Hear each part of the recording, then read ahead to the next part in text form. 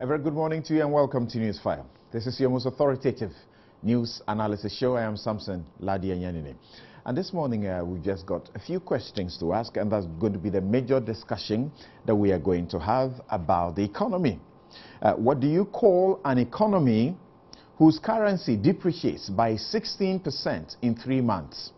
Is that a bone shaker without shock absorbers economy? What do you call an economy when government can't meet statutory payments, including workers' salaries? What do you call an economy that piles debt of some 20 billion United States dollars in 5 years? An amount that could solve its energy and water problems, build 15,000-kilometer tarred roads or 6,000 senior high schools. What do you call an economy where 91-day T-bills rate more than double in a space of some 2 years, from 10.30% in 2011 to 22.8% presently? Well, Fitch says it is supposed to be 20-something 3, more than what Baumia says it is. What do you call an economy whose net international reserves declined to a record low of $1.5 billion from a peak of $4.4 billion in 2011? That's from 3.1 months import cover to the lowest of 0.6 months import cover. Reality check or bone shaker economic diagnosis producing a bone shaker economic prognosis. Okay, have you checked what Fitch has to say? Coincidence? I hear the World Bank may also tell us what our economy is sometime very soon. And when we find time, I have a Ferry query and maybe ask about a missing baby's wahala in Konfanoche. You're welcome. This is your most authoritative news analysis platform, Newsfile. I'm Samson Ladi Emmanuel. We'll be right back with my guest to do thorough, bare facts, figures, economic analysis.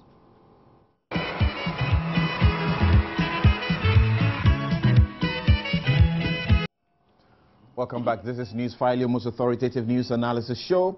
Your views are welcome, and your comments and questions to the economists that will be on this show who are already here, seated in the studios.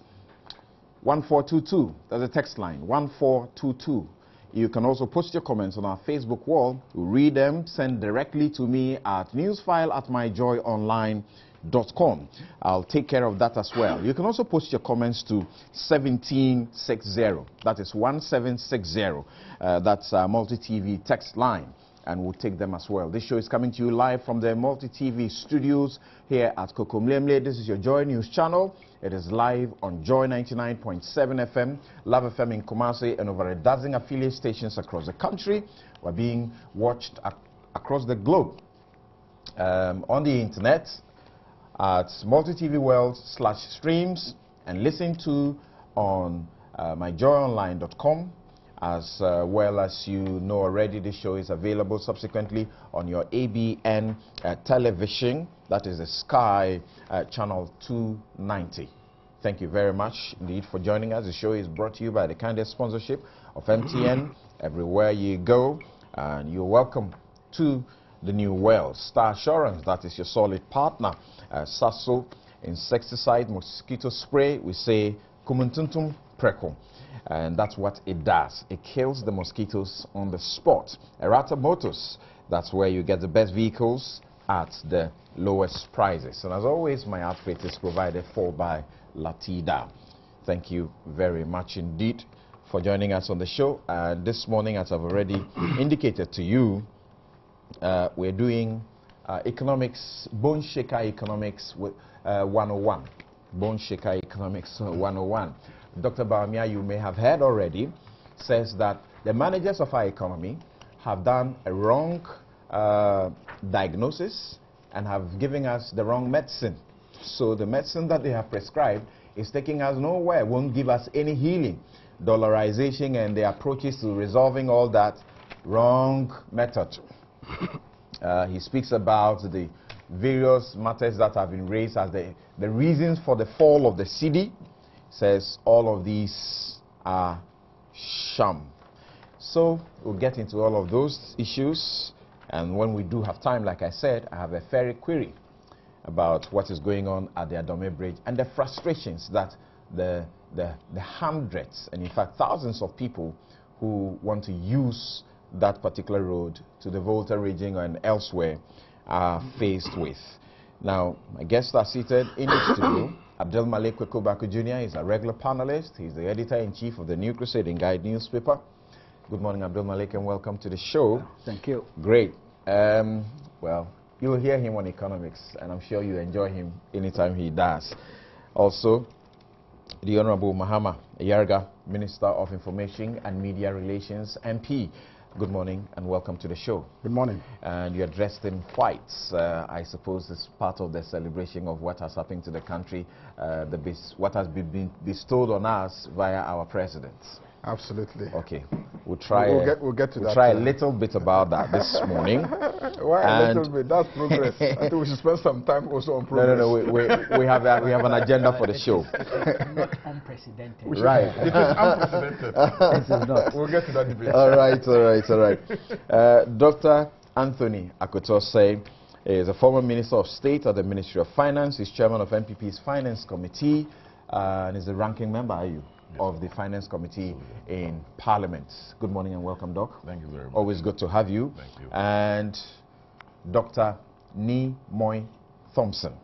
He is an economics advisor to His Excellency the President John Dramani Mahama. Good morning and welcome to the show. Thank you. Great to have you again. Now, we are ready to start the show, and as I said, your views and comments and questions, more particularly questions, are welcome to 1422. You can also send them to 1760 or send them directly to newsfile@myjoyonline.com, and I'll read those messages or post them on our Facebook wall, and we'll share them with the rest of the world. If you have a message that has no bearing on the economic situations that we are going to discuss, forget it. Don't waste your unit.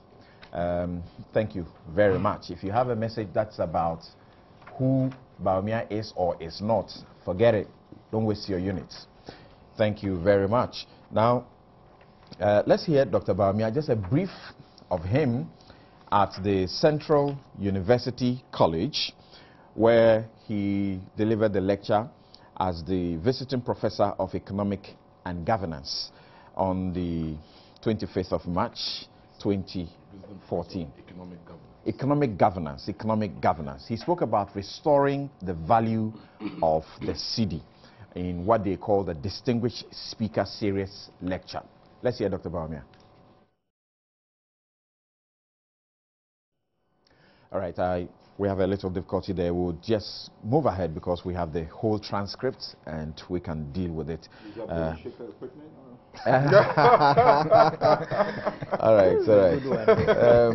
Well, after here, we have a way of dealing with that situation with our production. Now, I'd like to start with you, Dr. Nimoy Thompson. Just very briefly, that's your preliminary comment. The lecture that Dr. Bawumia delivered, I listened to the entire lecture. I have read the 50-page, statement, and I find it very enlightening.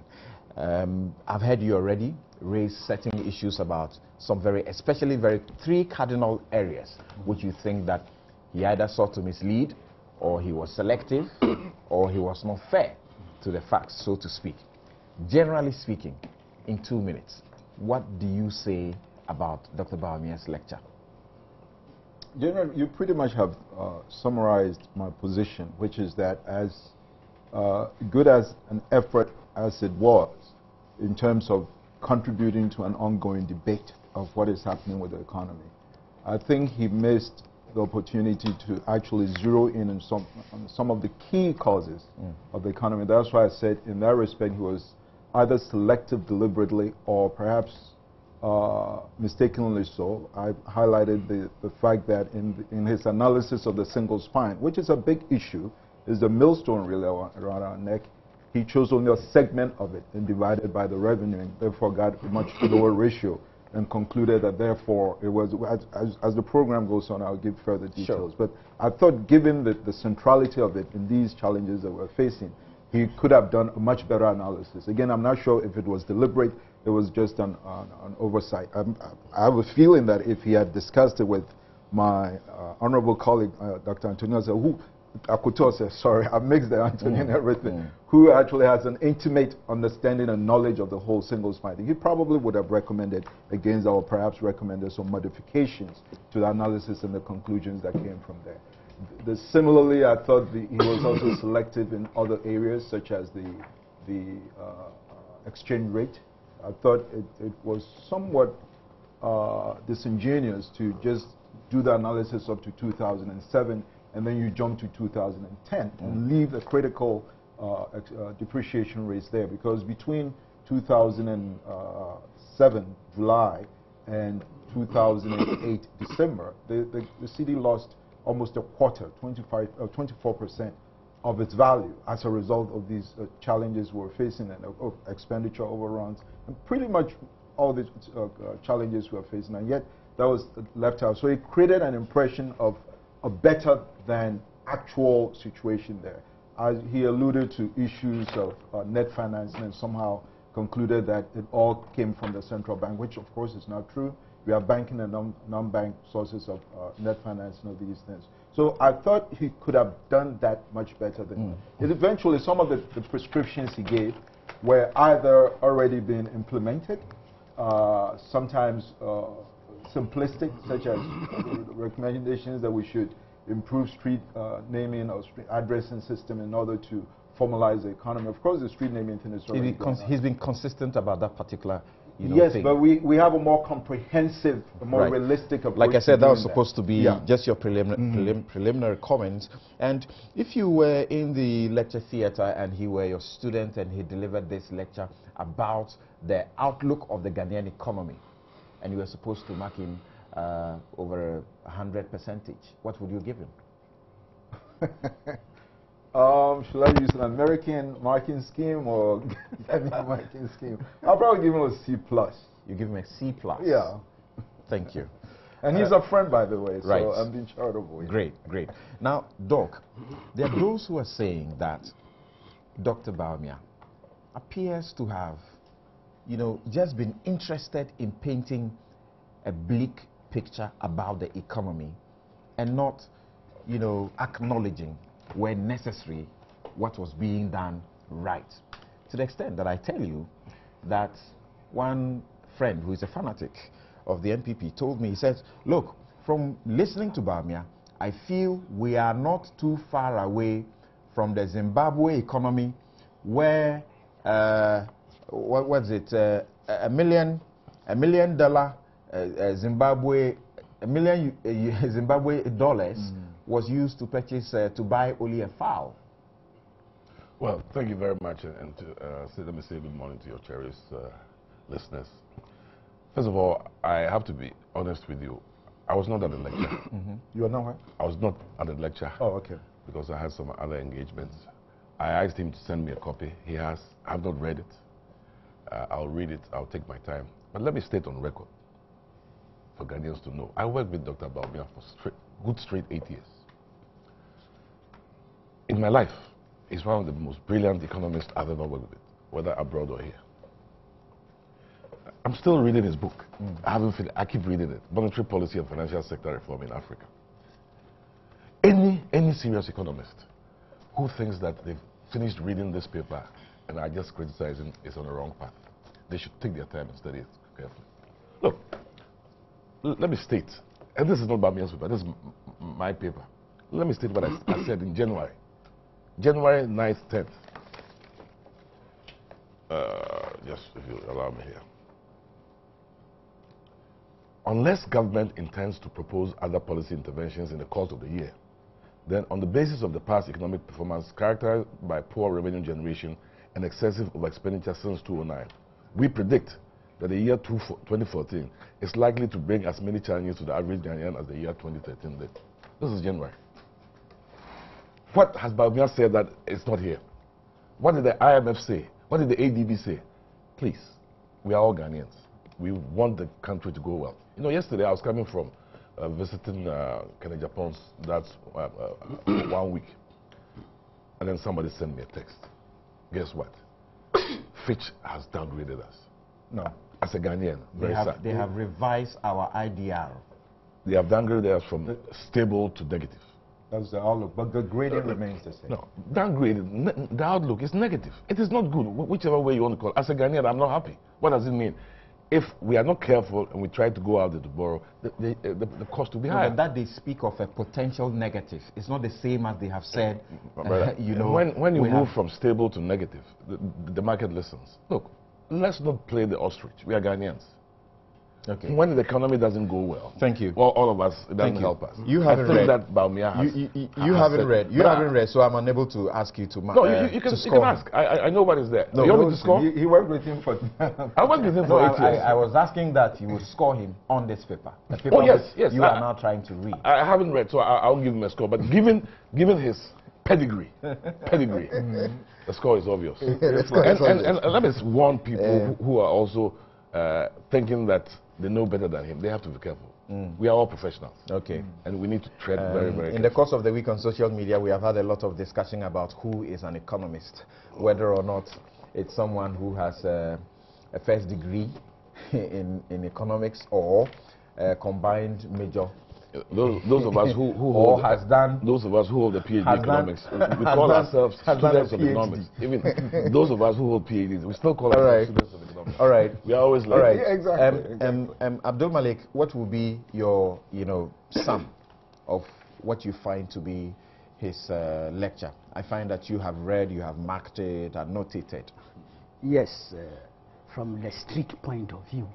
I think the potency of Baumia's submission lied in the simplicity and clarity of thought. There's so much clarity of thought. It's easy to digest. And you see, it's also because it reflects the reality within which one is caught. You feel it, that there's something basically wrong with our economic dynamics. I don't think that's in dispute. And people are searching for the prescription. So yes, it's good that we have economists and people with the technical competence to do a lot of the interrogation than some of us who just react emotionally.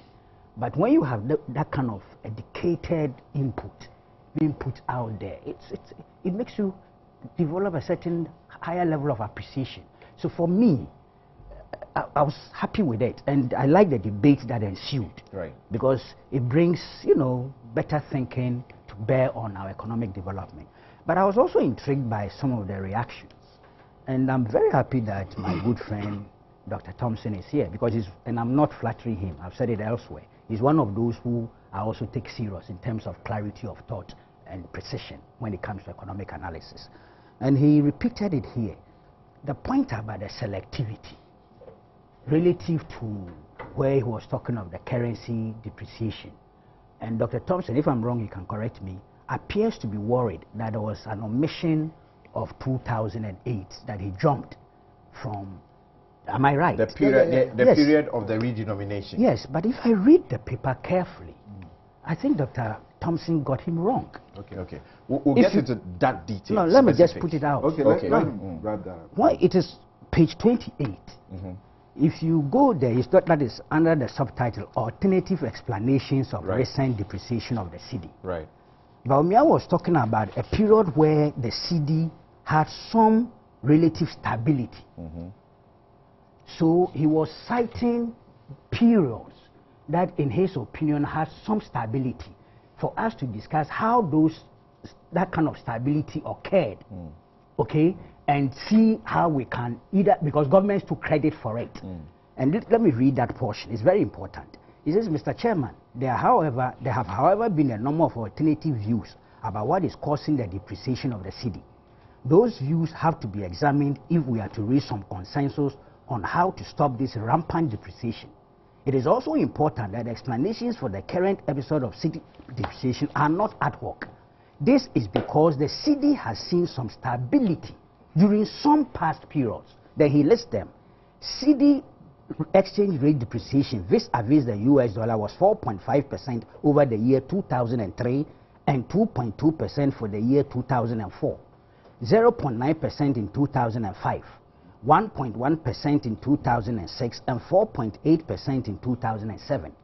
Between 2004 and 2007, the cedi depreciated by an average of 2.5% against the US dollar. Similarly, now he jumps, there's no 2009. 2010 and 2011, the cedi depreciated by 3.1% and 4.9% respectively against the US dollar. The respective governments have claimed credit for this achievement. So there was a basis for not dealing with 2008, where I'm sure, yes. Well, this is my understanding, because he's talking here of stability, relative stability, not the instability or the depreciation. That's not the context within which he was making this point. So the charge of selectivity does not apply to this particular Dr. Thompson matter. will come to explain that in good detail for us. Now, Mr.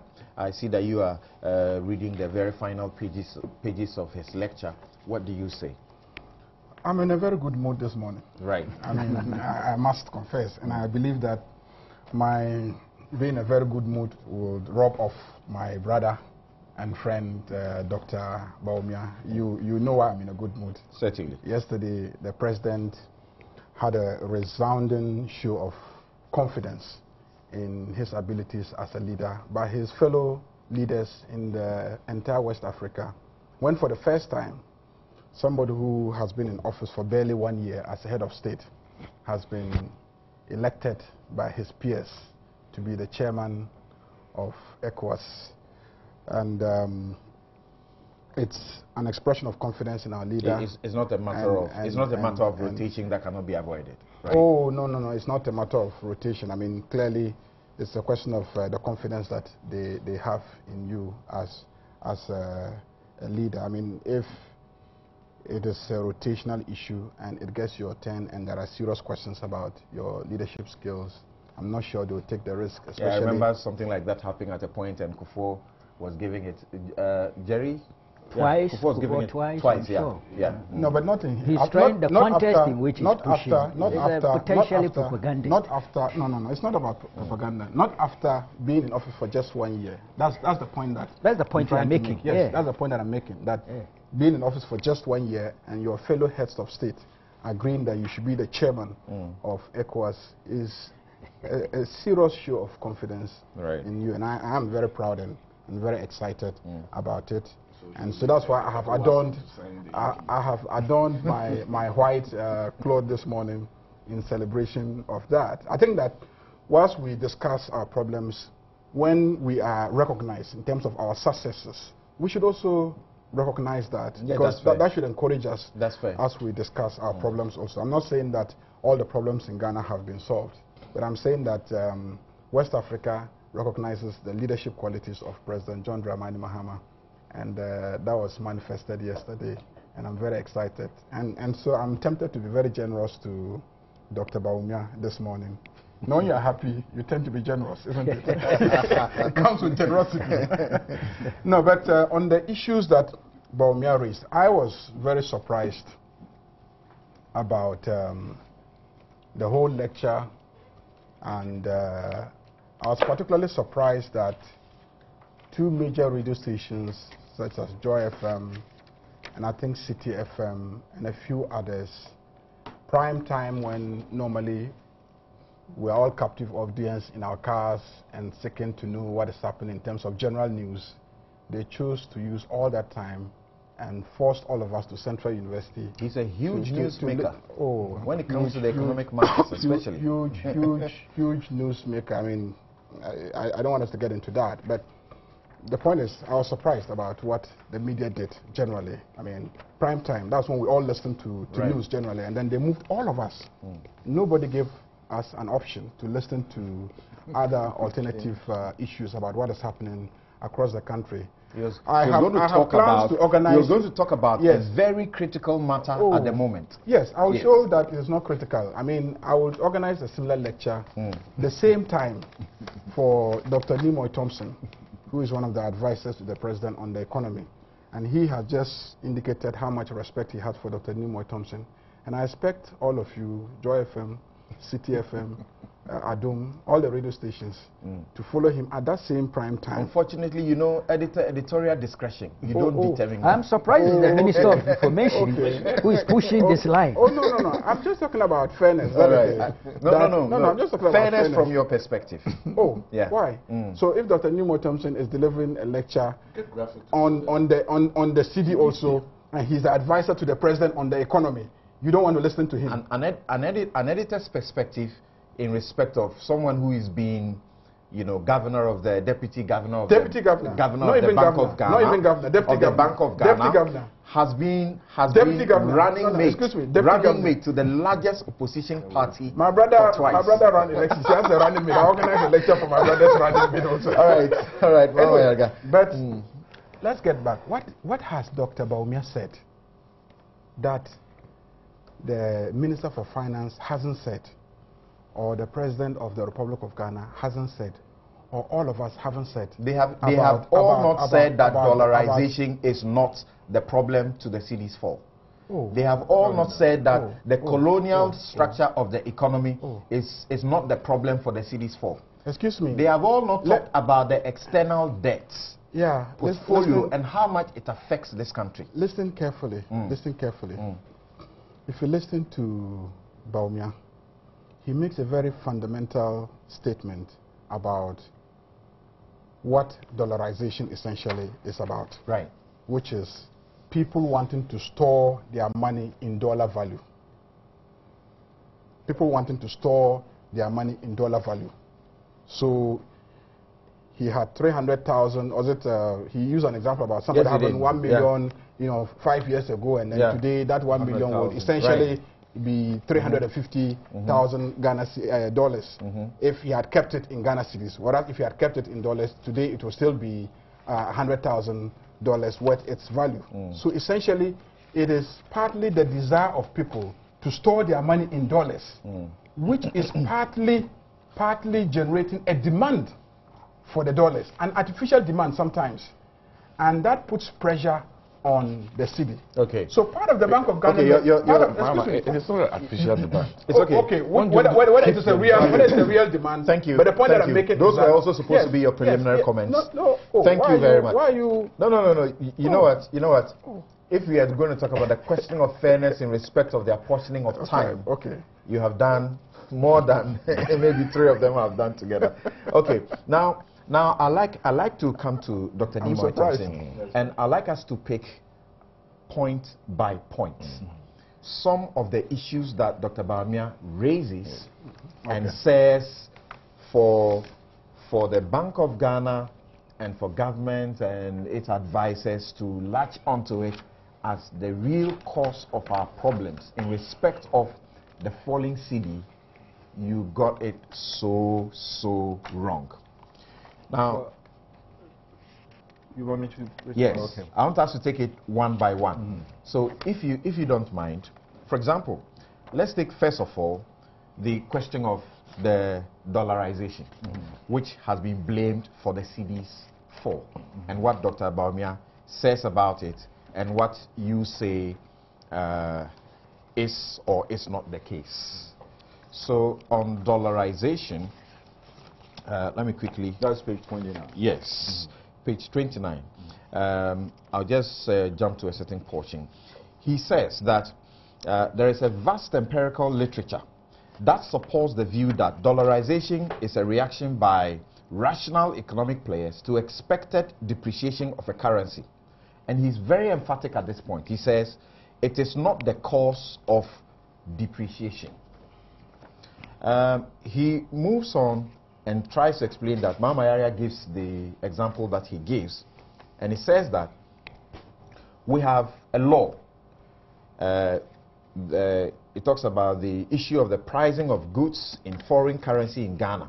It says it is the law that firms should be required to quote their prices in cedis, the legal tender. It is a good law and should be enforced.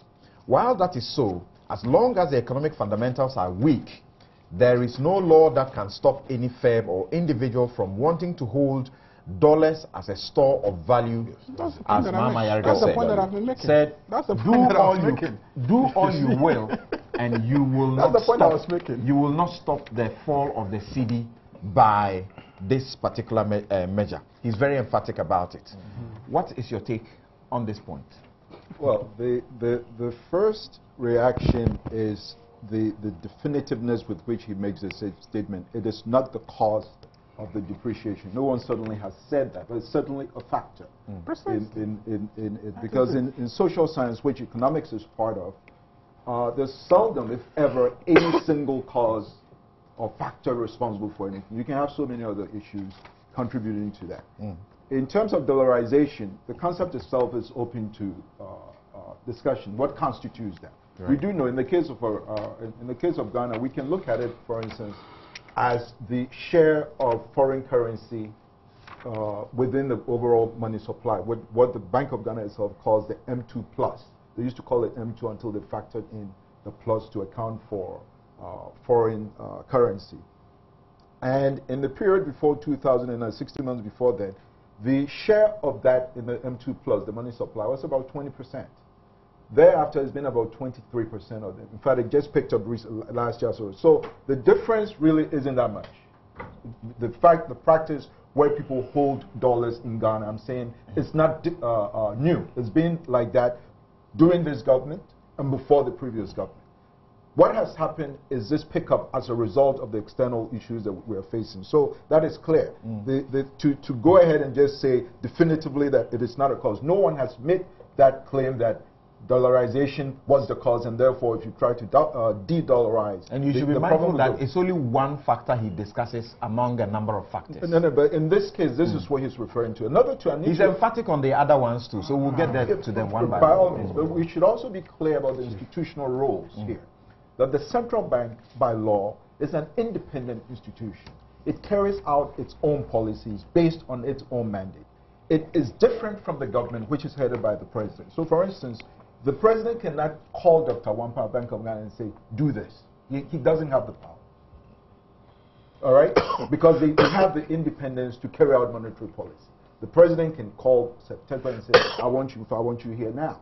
I want you to, any of the ministers. So the actions taken by the central bank, which then led to all these discussions, were their actions. Remember, just a couple of days... The president's economic team does has no influence whatsoever on the central bank. We do collaborate, but it's an independent institution. Remember, for a couple of days after the measures were announced, the government had to invite the governor to cabinet to explain, because everyone in government wanted to know what was going on.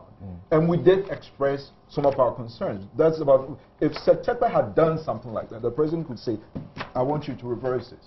In this case, we just express ourselves. So we need to be able to have that distinction between us. Now, besides dollarization, he went on to talk about issues... Stay with dollarization. All right. He gives the example. He says that you don't need the dollar to be present in Ghana. True. Whoever said that? Yes. Whoever said that. And it's a redundant argument. He tells you about the Hong Kong dollar, which is not in your country. But are you aware that the cedi... The cedi is depreciating against it. Are you aware that the cedi is now being traded outside, in some currency markets outside, since 2011? So it's happening. That itself, I don't even see the relevance of that argument. So the dollar is now here, so what? We have fundamental problems, yes. It's the way we analyze it, the magnitude. I heard you talking about $20 billion. Where did that come from? He created that figure. That figure does not exist anywhere. We'll interrogate that. Now, Dr. Akutu, whilst Dr. Bamia says this is not the cause, and he speaks about the measures or the law that empowers the Bank of Ghana to take these measures, he says it is good and ought to be enforced. And yet he ends up saying that this ultimately is an exercise in futility. And I say, ouch. Yes, because our history, and that's what he talked about, the vast empirical evidence. Our history since the 70s tells us that you cannot solve the problem the way we're going. Our history tells us that. Even during military regimes. That is not a solution. As he says, the exchange rate is a price of something relative to another. Yeah, relative prices. And prices, if you want to simplify it, work in the terms of demand and supply of some commodity. Yes. So at a point in time when there's excess demand, you get prices to adjust one way or the other. Dr. Baumia, when he says it is not the cause, he's telling you that there are a variety of reasons why we are in this, and the fundamental reason we all should admit is the fiscal deficit. When you can go all you want to go, eventually that is where you're going to have to tackle the problem, and then the rest will come in place. And then he discounts a key component of the fiscal deficit, which is the single spine. No, sorry, he did not discount it, please. This attempt to get me and Baumia to banter. Look, we hold the same positions. Let me be emphatic. Okay. You have been telling us that it is not sustainable. That is not what Ghanaians want to know. Solve it. We can come to that if you want to go to the single spine. Yes. But I think we should not dispute the fact that we have a fundamental problem. That's what. Look, the topic of this lecture, restoring the value of the cedi. Anybody that, when you are given such a topic, you must discuss it holistically. So, and that's why I like what Kweku said. I haven't read it, but when Kweku tells me that it is easy reading, I know it is good. He understands it. So he appreciates that what we need to do to solve the problem. This issue about dollarization, the example he gave, like I said, no one wants to lose value on their money. So some people hedge in gold. Some people hedge in dollars. Some people hedge in pounds. It is a rational, the word I like, it's a rational reaction to a certain phenomenon. And look, we've had the law in our book since, I think, 2006. It's been there. Yeah. It's been there. So it is not that the law. Are you totally discounting speculation? Oh, but he mentions speculation. Okay. Rational reaction. It's speculation. Okay. When he talks about the Bank of Ghana is independent, Mr. Dr. Thompson, you know what happened when the Bank of Ghana. I'm not in cabinet, but I can tell you what happened. Why does the president call a cabinet meeting to so-called understand what the governor is doing? I hear somebody asked the governor, did you consult? He said, I consulted, and the whole place got quiet. No. I said, no. But in any case, do you know that soon after that cabinet meeting, the Bank of Ghana revised some guidelines? They explained. They did not explain. They revised. They explained. No. But they explained. We are running away from the problem. When your currency depreciates by 12% in 2 months, I don't care whether cabinet meeting is or not. It is not good for Ghana. The fundamental issue is fiscal deficit. We don't let us address it. Let me quickly just clarify something. If let us go back and forth, you have to give me a chance to react. Because he spoke and I spoke. Okay, just something. No, okay. Because it will help. It's important just to clarify something. Gotcha. No one, and not the Bank of Ghana, even said that the measures they put in place were enough to address the problems we're having. It was just a temporary thing, and it's short-term measures. And if you remember what they said in the MPC release, Monetary Policy Committee release, at the end of it, they said, okay, now that we've done our part, the government now should take over and do the necessary things for the immediate and medium-term measures. Precisely. To now bring the fiscal in place. And that's precisely what we are doing now as I speak with you. Thank you. It is not possible that you can do that. We've approved the budget. That's the policy statement of the government. What is in the budget does not address those problems. But the budget is why. Please allow me. The budget is the government's policy statement. Parliament has approved it. You can't change it until you come back to Parliament. So as we speak, that is it. In fact, that's why I said unless the government comes back after the budget with new policy measures, so you cannot do anything else but what you said in the budget. You cannot change taxes. You cannot spend what you don't have. It doesn't mean that you cannot work on that. Please.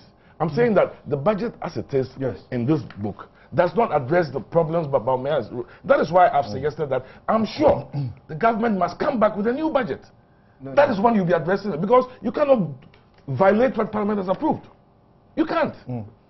It's as simple as that. Okay, briefly, Ms. Ayaga, Dr. Bamia asked a question. He says if you do not need the dollar to be present in Ghana here for it to affect your currency the way it is doing presently, then what's the big deal about this measure? Then he says that we should ask ourselves why dollarization disappeared in the 5-year period between 2002 and 2007 when the exchange rate of the cedi was very stable. He says if the argument is that it didn't disappear then why did dollarization not cause a similar rapid depreciation of the cedi? Fair question. No, not fair. Now, I think it's important to give me time to just state out my argument relative to what Bawumia has said. And please avoid pigeonholing me into a particular statement. For me, you saw me reading the final pages of Bawumia's speech. Why did I jump to the final stages of Bawumia's speech? I go to recommendations. What is this man's recommendations? What is he suggesting that we should do as a country? I'm not sure. Very sorry. No, it's important. Respectfully, I'm not sure. Yes. Will help the segmentation of the discussion if we have to go all over about it, so that we deal with them specifics. You see, the point is, you want me to argue some of the details of Bawumia's statements, and I think that it's not a useful exercise. Why to not? Argue, because look, let's take Bawumia's mode of argument. Let's take Bawumia's mode of argument. He takes unlike situations and makes comparisons. He compares Ghana to the Francophone countries. The structure of the currency of the Francophone countries is completely different from the structure of our currency and monetary policy. The institutional arrangements for the management of monetary issues in this country is different from the Francophone countries. We know how the Francophone countries are tied very close to the French system. And the fact that they have a wider network, Burkina Faso, Togo, Benin, La Côte d'Ivoire, Niger, all of them, they are within the same region. Ghana, we are alone. I mean, so the space within which they have to operate to maintain stability, we don't have the same space. He made that comparison in respect of the structure of the economy regarding production, manufacturing, import and export. No. And he said, you are virtually the same. No. Listen, he spoke about the currency, and he compared the stability of their currency relative to ours. And I'm saying that the two systems are not the same. So you can't make that comparison and say that, we're not doing well, because you are comparing two unlike things. That's my first argument. So I listened to his mode of analysis, and it is very deceptive, very, very deceptive. The economies that he chooses to compare Ghana with are not economies that are in the same category as Ghana. If you look at the structure of our economy and where we are at, nobody is disputing that there are fundamental challenges. In fact, the first person to admit that there are fundamental challenges has been the finance minister himself. And I, as information minister, I have consistently had problems with the finance minister on this issue. I must say it on this platform. Because he's insisted on, look, if you want Ghanaians to help you solve the problem, you will have to state it. And I said, no, you have to manage your statement, because if you don't manage your statement very well, it may be the one that will trigger a certain behavior. And that is the problem I have now, because people are now using those statements purely for propaganda purposes, and they are not helping in managing the situation. So in managing an economy, you have to be careful what you say and how you say it, and etc. So if there's anybody who has been very, very frank about the economy, in fact, much to the discomfort of we who are in charge of government communication, it has been the finance minister. So that's why I said that there's nothing that Bawumia is saying that the finance minister has not said, that even the president himself has not said about the challenges that we are having. So I'm saying that, look, I will simply go to Bawumia's statement and take the recommendation page. But what does he recommend? Bawumia says that government should resist the temptation to make this situation boils down to weak economic fundamentals. That is it. Fifi Kwete, who is in charge of financial and allied institutions, says this is wrong. The economic fundamentals of this country are stronger and better even than he refers to when Kufuor left it. I mean, if you also listen, both the president and the finance minister have consistently admitted that part of the problem has also arisen from the structure of our economy. An economy that is very import dependent. Well, we're talking about the whole issue being about the price of the dollar. And we agreed that, like any product, the demand and supply determine the price of the dollar. What is generating the demand for the dollar? The demand for the dollar is being generated not just by people wanting to save their money in the dollar, but because they actually need it also to import either raw materials for production or finished goods for consumption or certain services. That's why they are demanding the dollar. But So if you are import dependent, that defeats your earlier argument. You yes. said people want to store the money in value. Yes. So it's one of them. You can't it's one of them. dismiss it. No, it's one of them. So some people hold it to store value also. Yes, I didn't dispute that. Okay, I admitted that it is one of the reasons. So that has been admitted by both the president and by the finance minister, and we're taking measures to deal with those issues. We've been campaigning on reliance on local manufacturing, expanding the local manufacturing sector, even food. We import so much food. The president spoke about it, rice, cereals, all those things, how much we spend on importing just food that we could produce locally. So said, let's deal with all these issues. When we deal with all these issues, fundamentally, we will affect the demand side. When we affect the demand side, there will be others that we may not be able to resolve, yes. But if you manage the demand side, and then you go to the speculation aspect of it. Part of it, the reason why I brought in speculation is the fact that at a certain point, it also becomes speculation. People really are just speculating in the dollar. They're doing business with selling and buying the dollar. And that's affecting the pricing of the dollar on a daily basis. And they keep going up. They never come down. Thank you. Let's do it this way. Yes. Kweku, let me hear you briefly. I would want to focus a lot more attention and time for the two economists who are here in the studio. To deal with the issues. We're all economists, though. That's the thing. Ultimately, we all are, because we have to make economic decisions. I'm saying you should be more economists than you. We're all economists. So let me hear you briefly on that. We all make choices every month before we get here. It's about making choices. Look, on page 33, Bawumia said something, and I would quote before I proceed to make my analysis. It is the same economic structure under which the CD depreciation averaged 2.25% a year between 2004 and 2007, and less than 5% a year between 2010 and 2011. Why is it that we want to blame the economic structure? Why is it that we want to blame the economic structure when the CD starts depreciating in 2012, 2013, and 2014? Good question. Good question, yes. Good question. Did he answer it? I'm sure he did. Okay. I'm sure if we proceed, we'll find it. We'll respond to that. First, my own view on this. It's clear that the economic structure is not exclusively the basis for the depreciation. But partly. Yes, we can weigh and find out. You be clear. The way you praise Baumio for his clarity, also be clear, because there are listeners. You admit that the structure of the economy is part of the problem, but not exclusively because of the problem. The structure of the Ghanaian economy being a problem, I have said so many years. Thank you. Many years. Thank you. On this program too. Thank you. Yes, let's go on. Proceed on your point. We are looking at the context of this thing. I am saying that it's clear. When you read further, he talks of lack of fiscal and monetary discipline. And I believe that's something I have said here also many times. Many times. No, so for me, since he was finance minister, you remember? And then every year during budget debate, we talked about having a fiscal discipline act. You remember? You know, we should discuss fiscal discipline act under you as finance minister. Mr. please. Okay, Kweku. You see, that's where the problem is. Yes. For me, in terms of recent developments, I think that we cannot ignore the fact that the lack of that discipline, fiscal and monetary discipline, has contributed extensively to our present He situation. says that is the heart of the issue. I am tempted to agree with him within the context of our recent challenges. I am completely in line. Where did that huge, unprecedented fiscal deficit relative to the 2012, is it? Where did it come from? As today, I haven't had a very serious, convincing explanation. Maybe today, Dr. Thompson may help us. So for me, that is the issue.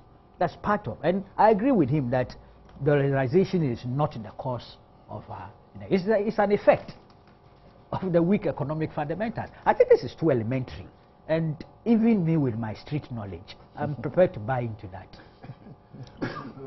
Okay. Now, see, I'm beginning to find that we can box a number of the issues together. The structure, the colonial structure of the economy, and his question also about the debt profile and how much that obviously is pushing this country to a point where he comes to the conclusion that, let's admit, we are in crisis.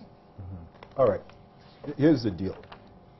Now, I've known Bawumia for almost 20 years now. We were both studying. He was in Canada, I was in the US. I know him. He's very brilliant and everything. But that doesn't mean that everything he says is revealed truth. That cannot be contested. Obvious. In fact, the very nature of the economic human profession is that we meet regularly and interrogate each other's And that's exactly what you are claims. doing Precisely. on this platform. And the $20 billion, you ask him where that figure came from. He will not be able to point to any source. He created that. Unfortunately, it has taken on a life of its own. Now everyone is using that. It doesn't exist anywhere. If you do the calculations, it comes nowhere close to that. He simply used... What's the figure? No, it's about half of that. Let me tell you how he arrived at that. And the fact that we need to interrogate those things. Because even the indicators you use to deflate other things are subject to your own personal biases and other issues. He looks at end-of-period debt in cities. For a certain number of years, I can go into the speech. Lines them, I think, 4 or 5 years, and then uses the average inflation rate for the period and divides it. That can be contested.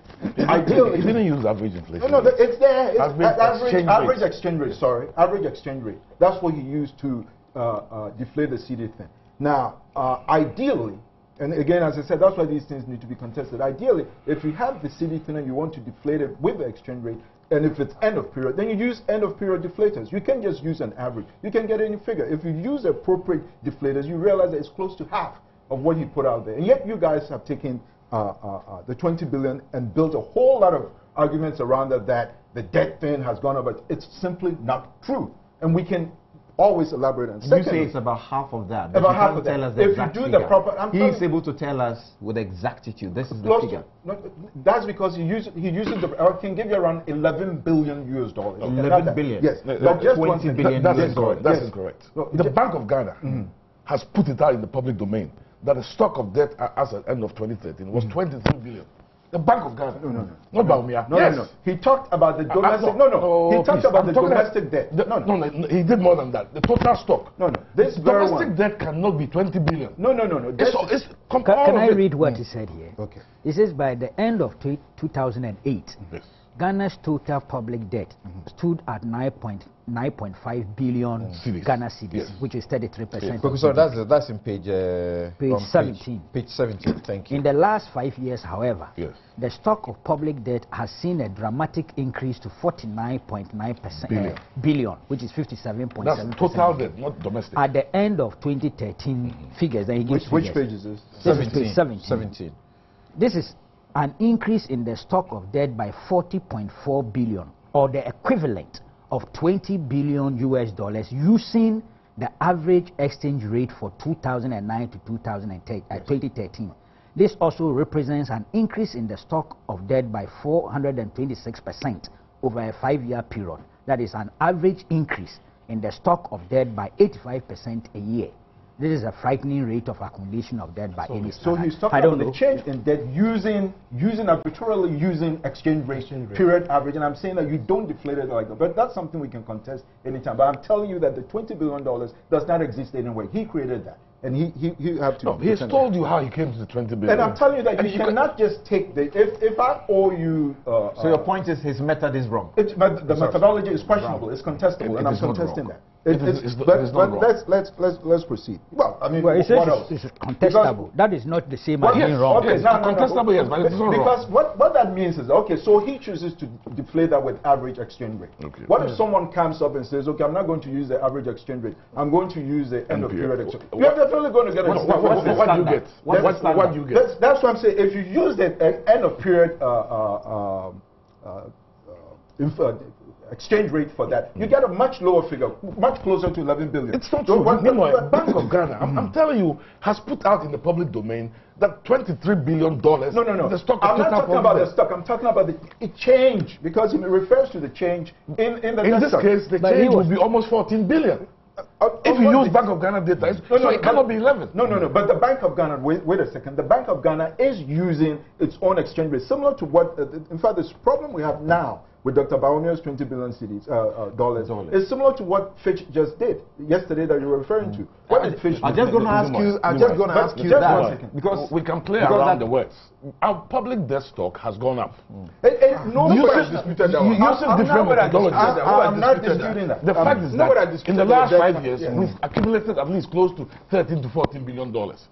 And even if it's one, the point is, what does it do to us? All he says is that your debt servicing becomes so huge, you don't have fiscal space. Nobody is disputing that. That's where we should be going. No, we are not disputing that at all. But I'm against the arbitrary creation of figures to make arguments that then take on lives of their own. He talks about pretend that it's an academic exercise. Yes, he talks about when you created 1.6 million jobs. Did anybody say anything? Well, we are not talking about jobs. Let's deal with the issue. He talks about the depreciation of dollarization. Again, we need to be clear about it.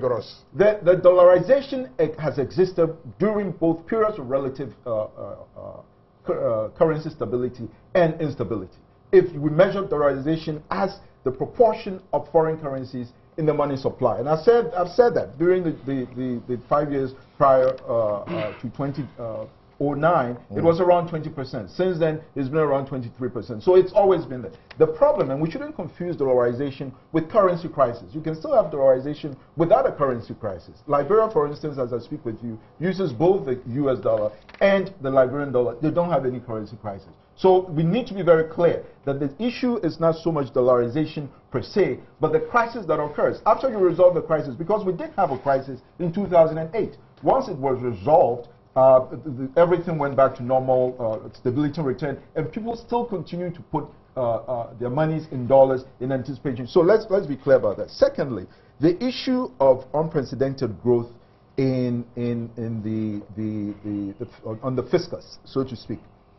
We need a little background on how we got into this single spine thing, because it's a major part. Okay. And people are disputing that, and Bawumia in particular discounted that as a major factor. Dr. Akuzose can bear me out here. No, I cannot bear you out. Well, because I'm referring, not that aspect. I'm giving the background to that. As for the discount, we can always go and say, because he says definitively that it's not. No, he gave you an example, trying to tell you that you cannot say that that is the cause of the problem, because on the average, the ratio is around 40-something%. You don't say that he discounted it. But I will show you. How did he come to 40-something% when you leave out the other part of it? But let's put it in historical context. In June 2008, the consultants gave the single spine report to the president, to the government at the time, to be acted upon. It was not acted upon until the following year, January 6th. Just one day. That's incorrect. Okay. There was no action on January 6th. No. Please. I was in government. Yes, I know. There was no action on the single spine. Please. Nothing was done. Let me tell you what happened.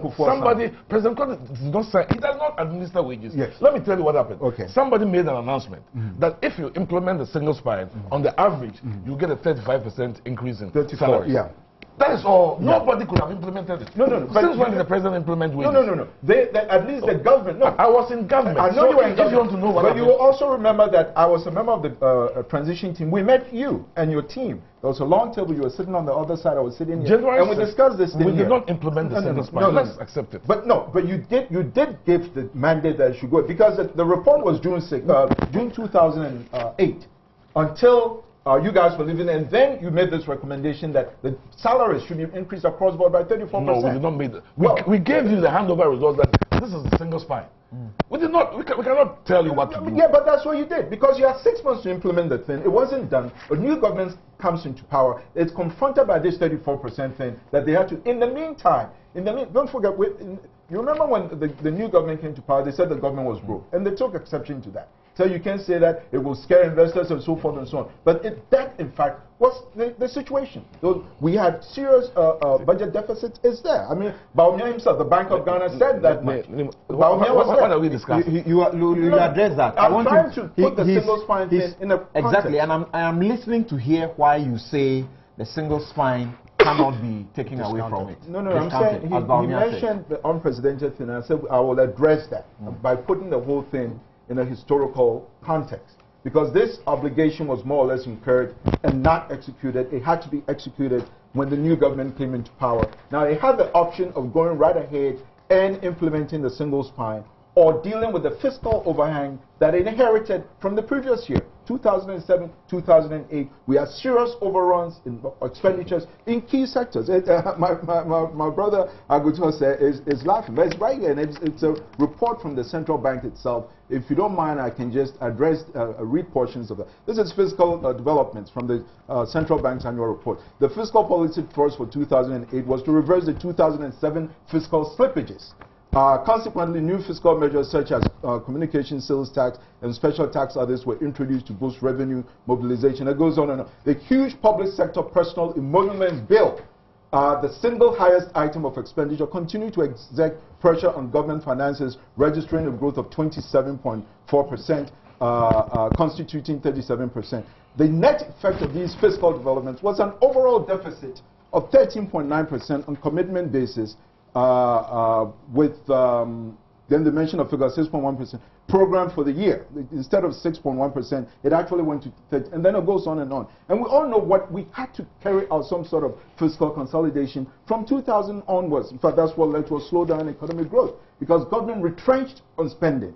And it even realized that some of the expenditures were even bogus. You remember when people were leaving, they just submitted all sorts of claims for work. And later on, they went to even places where they claimed that they had been school buildings. There was no such thing there. So they had to retrench. That's what led to the stability in 2009 that we all refer to. And then in 2010, they had to then start addressing the issue of the single spine, which had already raised the expectations of the public. And to sequence the thing, the government then starts with the police. Why? Because the police typically are not allowed to go on strike. So over the years, their salaries have actually declined in real terms. So the government gave them the preference to go ahead first. That then creates an expectation that, well, we all want to be. But the process itself took a while. It wasn't as mechanized as one would have thought. It was very cumbersome. Meanwhile, the arrears were building up. Now, here is where Bawumia made a mistake. Because he then looks, because wages and salaries and compensation bills are not the same. The wages and salaries are a subset of the compensation bill, which includes social security and so forth and so on. Now, in the case of single spine, there are two components to it. You have the current obligations that the government has to pay, which is salaries and so forth. And then you have the arrears that built up as a result of the long thing. Now, if you're doing the analysis, or you want to know the overall impact of single spine on your revenue, then you need to put both together. So it's like putting 30 and 20 together, divide by 100, you get 50.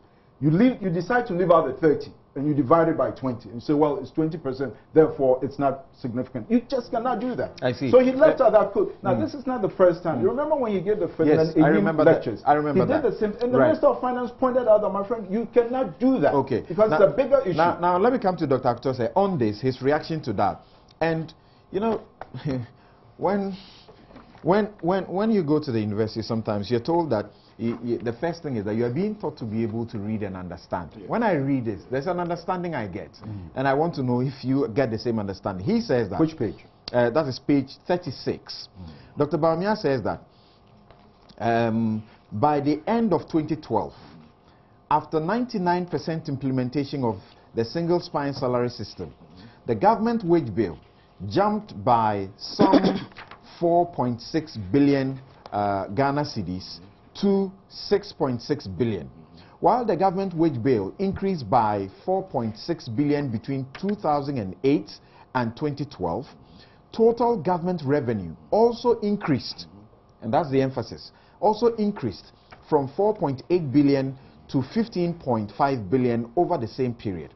The increase in domestic revenue by 10.7 billion was more than twice the increase in the government wage bill. And then he ends by saying, indeed, by the end of 2012, the government wage bill, following the implementation of the single spine salary system, was 42.9% of total domestic revenues. This is not significantly different from the 41.3% in 2008. At the end of 2013, the government wage bill absorbed 53% of government revenue. At the end of what? And at the end of 2013, okay, underpinned by a weak tax performance. It's very, very clear. That's not. It's smarter than that. He's not confusing wages and compensation. Please, Dimoe, give him some respect. He's talking about wage bill. He did not talk about compensation, wages and salaries. He's clearly aware of that. It is true that in the budget, government has decomposed. All the point he's making is that, look, if we are trying to blame the single spine as the real crux of the problem, then let's check where we were in 2008. Right.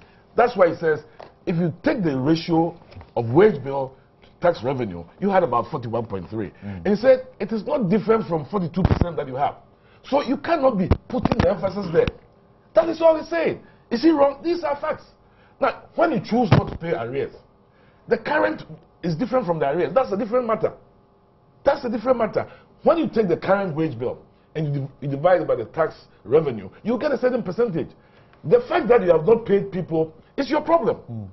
But the current one is 47%. This is not to say that... Doc, what does he mean when he says the increase in domestic revenue by 10.7 billion was more than twice the increase in the government wages? Government got much more money than the amount that he had to pay on wages. Okay, so there was room. There was room. But he's not saying that 41% is good. He did not say that. Right. He's saying that, look, if you want to know and compare, let's do it this way. He never said that he's discounted it. Please, let's not attribute. And then, Nima, if we try go back to this blame game thing, I can take you back to all the time that you've been there. That's not what we are here for. Ghana has a problem, which is the fiscal deficit, which has been double digits 2 years in a row. 12.something%, and now I hear it's close to 30%. What is this? The fiscal deficit is the issue. Let's don't run away from that. Look, let me give you an example. Okay. For 4 years in a row, since 2009, government has overspent by 300 million, 800 million, 1.3. The last time was 4.8 billion. You cannot continue on that path. That's where it links, and then you go and borrow to fix it. It is not sustainable. What do we do to address the fiscal deficit? The 10.7% billion that he's talking about came in a period of time. Right. Can we do better? If we can do better, this problem will be minimized. Dr. Thompson asked a question over the week. He's been asking that you appear to appreciate this SSPP problem properly. Because you are even on record suggesting that government may have to consider cutting down its you're misquoting me. As far as employing people in the public sector was concerned. Government has borrowed money, $30 million, to retrench. Government brought it to Parliament. Well-banked loan. If I'm right, let them tell me otherwise. $30 million. We passed it barely less than 3 weeks ago to retrench up to 89 people. First they said it was 300. They brought it 2 years ago. You get me? 2 years ago, that plan was in place. The finance committee said, go and do your numbers correctly. Instead of 300, let's see what the true numbers. They came back and said, oh, now it's 89. $30 million. And they are going to spend 6.4 to retrench. It's not 89 what? Persons at the GSS. Ghana Fiscal Service. People. Originally, they were going to retrench 300. That's just one. But that's not a big number. That's one institution. I think you are leaving something up, but we can. That's not a huge number. But the point is that government let's understand the context. Let's understand the context of what is happening. So, Mr. Aga, hold on. I'll come to you. Government itself, on the single spine, I don't know why government is not admitting the truth. Look, go and read this budget statement and all the previous budget statements.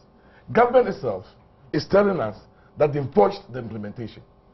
But an example is the interim market premium. No problem. You have made a mistake, correct it, let's go on. In here, the government is telling that it is deferring some components of it. It is not me saying it. So that is the point we are all saying. There are difficulties. Somebody should have been fired a long time ago and we are still there. You read the statement here, you'll be shocked. They said the interim market premium was a mess. The point is that you are on record admitting that this is a huge problem, and one of the ways to deal with it is to take away some of the people. No, I didn't say that. I said government should defer full implementation because that's what it is doing. No, but if my memory serves me right. There's the issue of Category 2 and Category 3 allowances. It hasn't been implemented. The issue of linking productivity, it hasn't been implemented. What is Category 2 and Category 3 allowances? There are allowances that they're supposed to give to people. They have not implemented. It's part of the policy. Market premium. You don't have any guidelines. How do you go ahead and implement it? So you have not implemented. That's what I said. It has deferred full implementation. Nobody said that forget a single spine. Look, it took years to come up with that policy. But I think that by now, even Labour now is admitting that the implementation was bad. Very, very bad. Let me give you one thing that nobody wants to admit. This issue about the 35% wage increase. Do you know what happened? I don't know who gave them what they started with. When you are going to implement a single policy, and already workers are getting 35%, you don't go ahead and give another wage increase of 18%. You compound the problem. It happened 3 years in a row. That's a very... And once you do that, you can't take it back.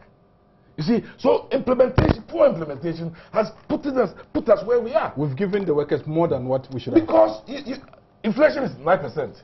I'm getting 35%. Then you give me an additional 18% that you can't afford. So you come and tell me, hold on, you come and tell me it's not sustainable. Now, who did it? You must understand the policy before you implement. Exactly, precisely. And are you telling me that there's nobody in government who knows the full cost of implementation?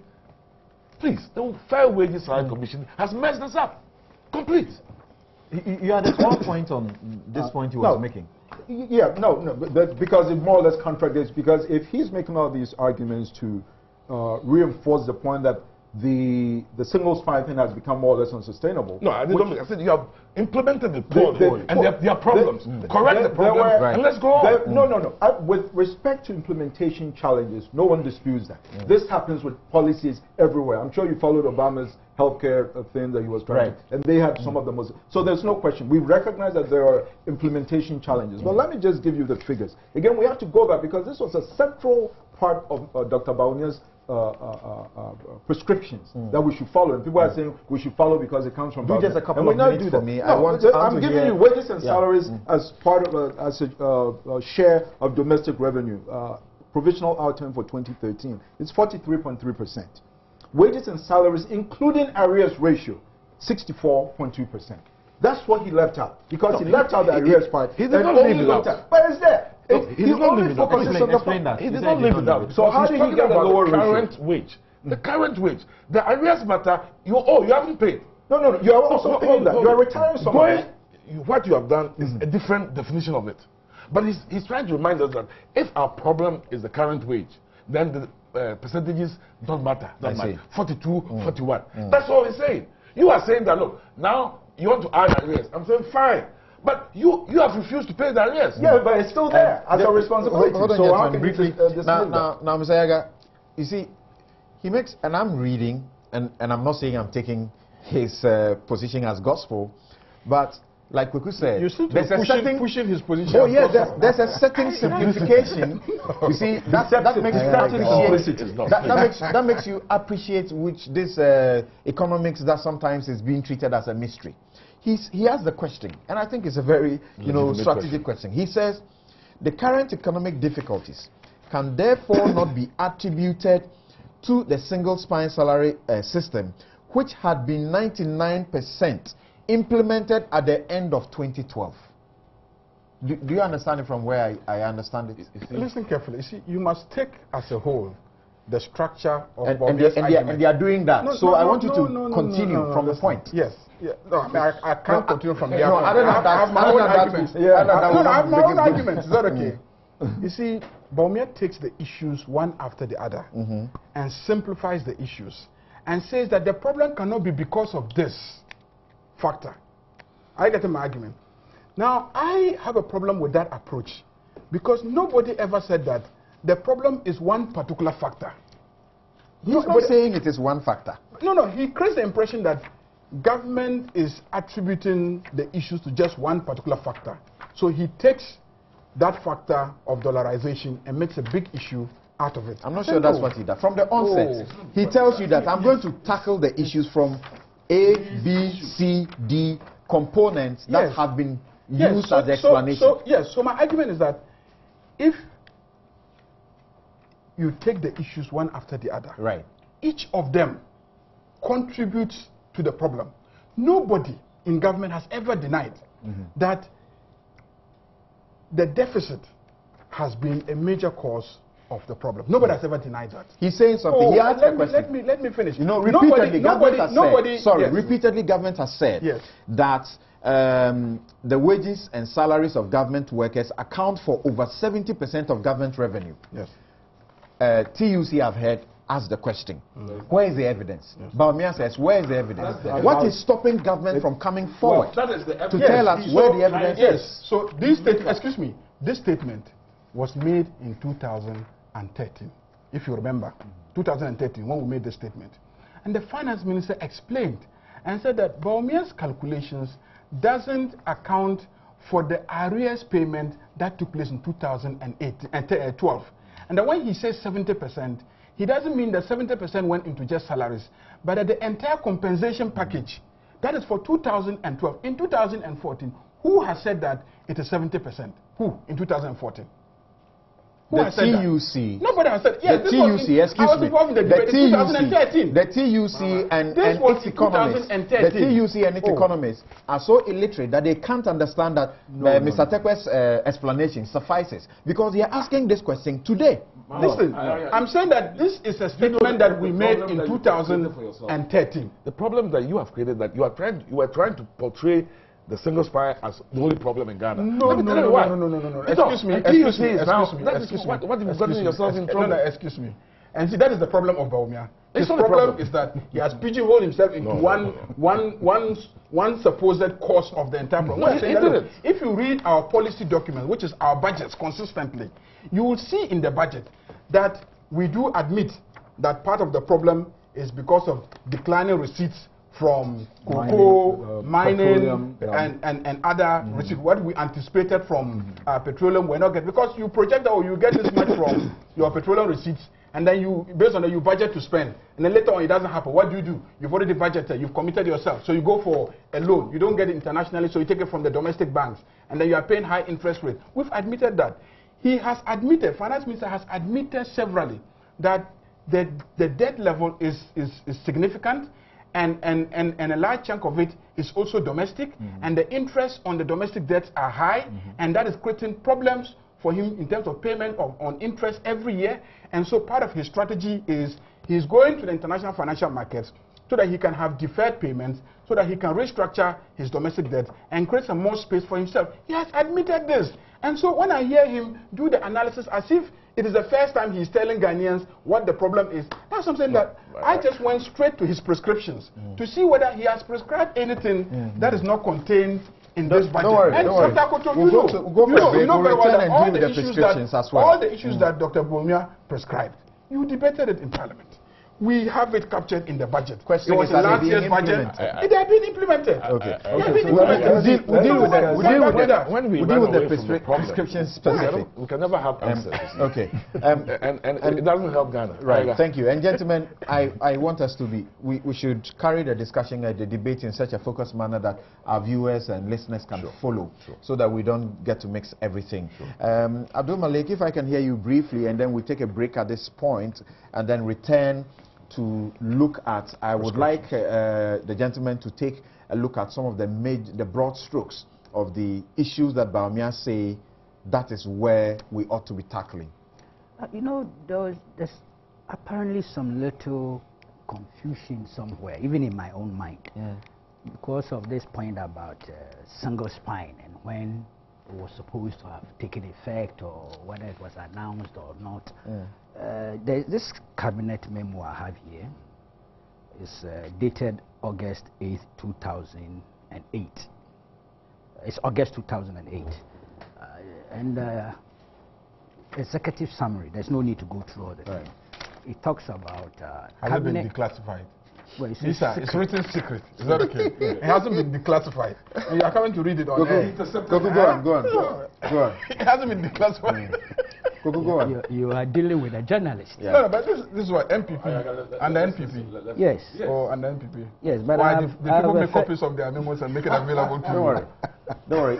Even letters written by Interpol to the police, we read them here on the show. Even under PND access. This is our work. Right. Go on. It said the cabinet is respectfully invited to consider. We have oaths of secrecy, so even if we have it, we can't come and sit here and say we have it. That's the problem. And approve for implementation the single spine pay structure as a basis for public service pay effective 2009.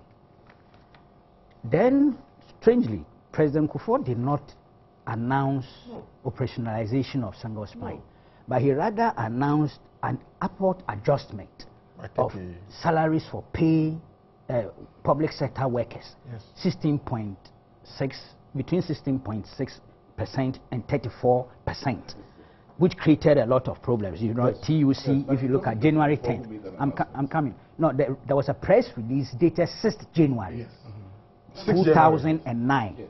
So it was under Kufuor's administration. 6th January. And TUC came up. Pay rise, is a TUC said pay rise is wrong. Yes. This is dated 10th January 2009. Then the Comptroller and Accountant General came in and said pay old salaries. Comptroller directs. Then my own Ayariga also came on to say President to consult on pay rise. This is coming from Ayariga. Now, subsequently, what the government did then was to suspend the implementation, of the deferred it for a year. This is the Mills government white paper. It was deferred for a year to enable them to restudy, re-examine, and implement. So 2010, January, was the effective day of implementation. I am clear in my mind that something went wrong with implementation. It is so obvious, and that is where a challenge is. But unfortunately, because while the implementation was ongoing and some adjustments had gone up, it was, you see, it was routinely used even in the campaign period. And that is where the difficulty is now. So when you come back to tell people that, look, the impact is such that it's derailing economic dynamics, that people find it difficult to accept. Perhaps the lesson, the moral here, is that next time around we have to be careful not to unduly politicize some of these otherwise noble so the implicit conclusion then that it is an issue. Oh, it has had an impact, but I'm not too sure in terms of the percentage that is given, because the point being made is that whether indeed that is the key factor in terms of our economic challenges today. I find it difficult to accept. Let's help you with a figure. I'm ready for that. That's my point with Bawumia, because we are not saying that one particular factor is responsible. But he also didn't say that. These are policy choices, and you make them poorly. So don't blame the cedi, or don't blame the dollar, or whatever other circumstance. For example, he ends up by doing this summary where he says the SSS is a good policy choice. That was planned, studied, and agreed upon by stakeholders prior to the implementation. Then he says the quadrupling of the national debt with an increase of 40 billion in 5 years was a policy choice. The payment of judgment debts amounting to 600 million Ghana cedis was a policy choice. JIDA payments close to 1 billion Ghana cedis was a policy choice. SADA and SUBA payments were policy choices. So he boxes in several other factors and says these are the things you should be looking for. I'm coming briefly. Achireko in Toronto writes that I would like to ask Mr. Ayariga and the economic team of this government whether borrowing is the only way to sustain our economy. I would also like to know if they are fully aware of the implications of these loans to the future generation. Do they also have any plan of paying these loans in the near future? If yes, how? Ibrahim Kopa in Tamale says the current economic hardship Ghanaians are experiencing under the government is evident in Dr. Bawumia's economics lecture. So the government should go for the advice that the economics guru offered than going the usual propaganda with such sensitive matters. Oseya in Kumasi says our so-called economic gurus should stop the partisanship debate and fix the worsening economic situation in Ghana. Isaac in Wasa Ekropon says, Samson, ask the NDC what major projects have they completed after spending $20 billion in 5 years? I am told the gas cost less than $1 billion, and even that one has not been completed. Where have they spent the $20 billion? This is Godwin Boating. He says at page 13 of Dr. Bawumia's statement, he says, Mr. Chairman, with regards to price developments, inflation as reported by the Statistical Service has also been on the increase recently, and the talk of single-digit inflation after a review of the inflation basket is now history. Frank says, Samson, I would like to know if it's a factual case that the Ghana Statistical Service has varied the goods traditionally used in calculating inflation in Ghana. Clifford before, right, Samson, Dr. Baumia gave us a true picture of the economy, and all the babies with sharp teeth can do is, all they can do is to insult him. Okay, Kofi Simon says, he sends it from Asafo, says, even the greatest economy in the world has a debt ceiling. No entity can borrow without limits because it has needs. Prudent borrowing takes into consideration assets and income constraints. Al-Hassan Muhammad says, whether Dr. Baumia is right or not, let's find solutions to our problems. Thank you. Spike in Ohio says, it's amazing why some people are downplaying such an awesome and rich lecture by Dr. Baumia. The man presented everything as it is, and President Mahama and his government should adopt everything he said and use it. The propaganda must cease. I'll take a final one. Akuma Viaka in Awasana, that's your name, says, only a few people who have condemned Dr. Baumia's position on the economy have told us where Baumia's views are wrong. We are being too partisan. Thank you very much. And I will return and look at the issue of what Dr. Baumia says is the heart of all of these problems. And if we are not careful, we are actually plunging into deeper situations. He says we're in a crisis. We should admit it. Well, there are others who disagree with him. Professor Kote says, no, we are not. This is not.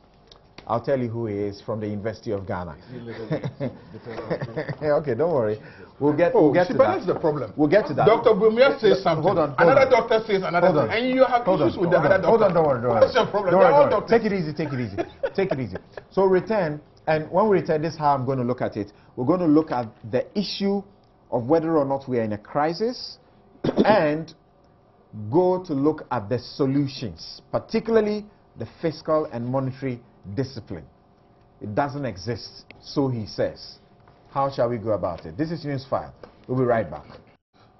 You're welcome back. This is Newsfile, and your message is still welcome 1422, and you can also send them to newsfile@myjoyonline.com.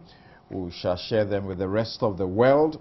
Forgive me, those of you who are sending them on to posting them on my Facebook wall, personal Facebook wall. I've been challenged last week and this week because someone who has a better use of my iPad took it away. I'm putting myself together. I should get another one and then be able to, because the phone is too small to use and access your messages for you. Thank you. Now, this show is brought to you by the candid sponsorship of MTN. That's everywhere you go. Welcome to the new world. And for the first time in Ghana, you choose how much you pay for your calls and data. Hook up with anyone in the biggest family for 4 pesos, 3 pesos, 2 pesos, or even 1 pesos per minute.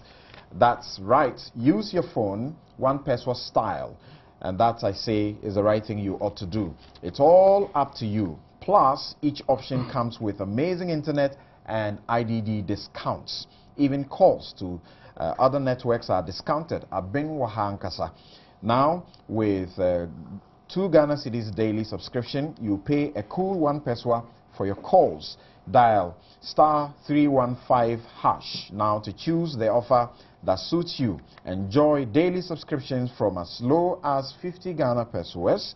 So go on, start enjoying long conversations and long hours of browsing non-stop only with MTN Abenwaha. Visit their Facebook page and Twitter pages to participate in the daily Abenwaha competitions. Welcome to the new world. Star Assurance reminds you that they are still committed to making sure that they are providing you superior insurance policies. Everything insurance, contact Star Assurance and they will make sure you are well protected. Talk to Star Assurance on 0302-240-632 or visit starassurance.com. Star Assurance, that's your CIMG Insurance Company of the year 2012 and your solid partner. And the new kid on the block, that is Sasso mosquito insecticide spray. Kumuntuntum Preco. Errata Motors, if you're looking for slightly used or brand new vehicles, just contact Errata Motors at Lagos Avenue opposite Body Talk near GT Bank East Legon, or call them 0244-445-268 or 0277-486-800 and get the very best vehicle deals in town. Thank you very much for keeping your dials here and for watching this particular show. Now, I now come to that point. Professor Kote, Professor Kote, right? He is the head of economics department at the University of Ghana. Now, he agrees with Dr. Bawumia in a large part of the things that he talks about. The way he disagrees with Dr. Bawumia is where he says that we should, we would eventually get there if we, Dr. Bawumia said we would eventually get there if we don't do anything about it. We shouldn't send, okay, I'm rather quoting Dr. Kote. He says that we shouldn't send panic signals out that the economy is in crisis. If you tell me we are heading for a crisis situation, I will agree. But if you say we are in it, we are not in it. That is the basic difference. My question is to Dr. Thompson. When an economy's currency depreciates by 16% in 3 months, what sort of economy is that? When an economy, gets to a situation where government is unable to meet statutory payments, including salaries of workers, not all of them, some of them. When you pile up debt, you say the debt is not 20 billion. It should be somewhere not 11. the stock now. The Right. increase that he's talking about is the increase that I'm talking about, not the debt stock. But that's certainly within 5 years. It's not something that anybody is happy about. And Mr. Ayarga says government has admitted this particular problem. And the rising increase almost daily of the interest payments. Yes. Dr. Bawumia paints a picture that will make you panic. You get it? That's the interest payments alone are taking us downhill. And then the question again is, you have a 90-day T-bill. I'm looking at these indicators. The short term, yes, the short a 90-day T-bill. Yes. And the rate is now more than double within a space of only 2 years. Dr. Bawumia quotes 22.8%. Fitch quotes 23%. And again, I ask myself, if this is not reality check, if this is not crisis, what is it? Certainly these are challenges, but you can label them anyhow depending on how you want to approach it. Crisis is a bit, you can label it either in a subjective way or an objective way. So either way we can measure. Crisis is more of a subjective way of looking at it. Are we facing challenges? Sure. And all the indicators that you've mentioned are evidence of that. Are we, for instance, in a recession, which is more of a technical economic way of looking at it? And the answer is no. That's not to play down the problems that we are facing. Certainly we have problems in addition to the financial and fiscal aspects, the monetary and the fiscal aspect that he's looked at. We also have problems in the real sector, energy generation and so forth. Right. So I'm not playing that down. But there are technical economic ways of measuring these things. So if you were to use the concept of a recession, for example, which is 2 successive quarters of negative growth, then we are not there.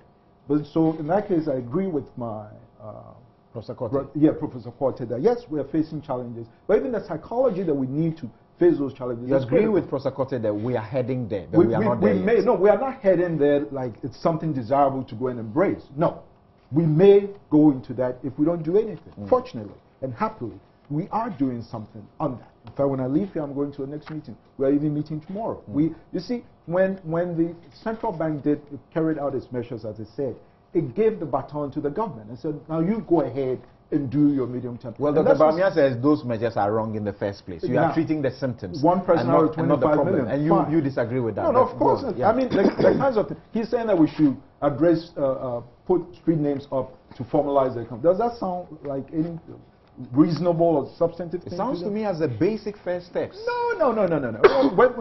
Listen, as I said, I think in this program or some other program, Liberia, Sierra Leone, they have better street naming systems than we do. Why did the president give a directive to his DCEs to make sure this was done, and that even their continuous stay in office depended on they completing this job? It's part of a larger strategy. You don't hinge the formalization on the economy on street naming. It's simplistic or unrealistic.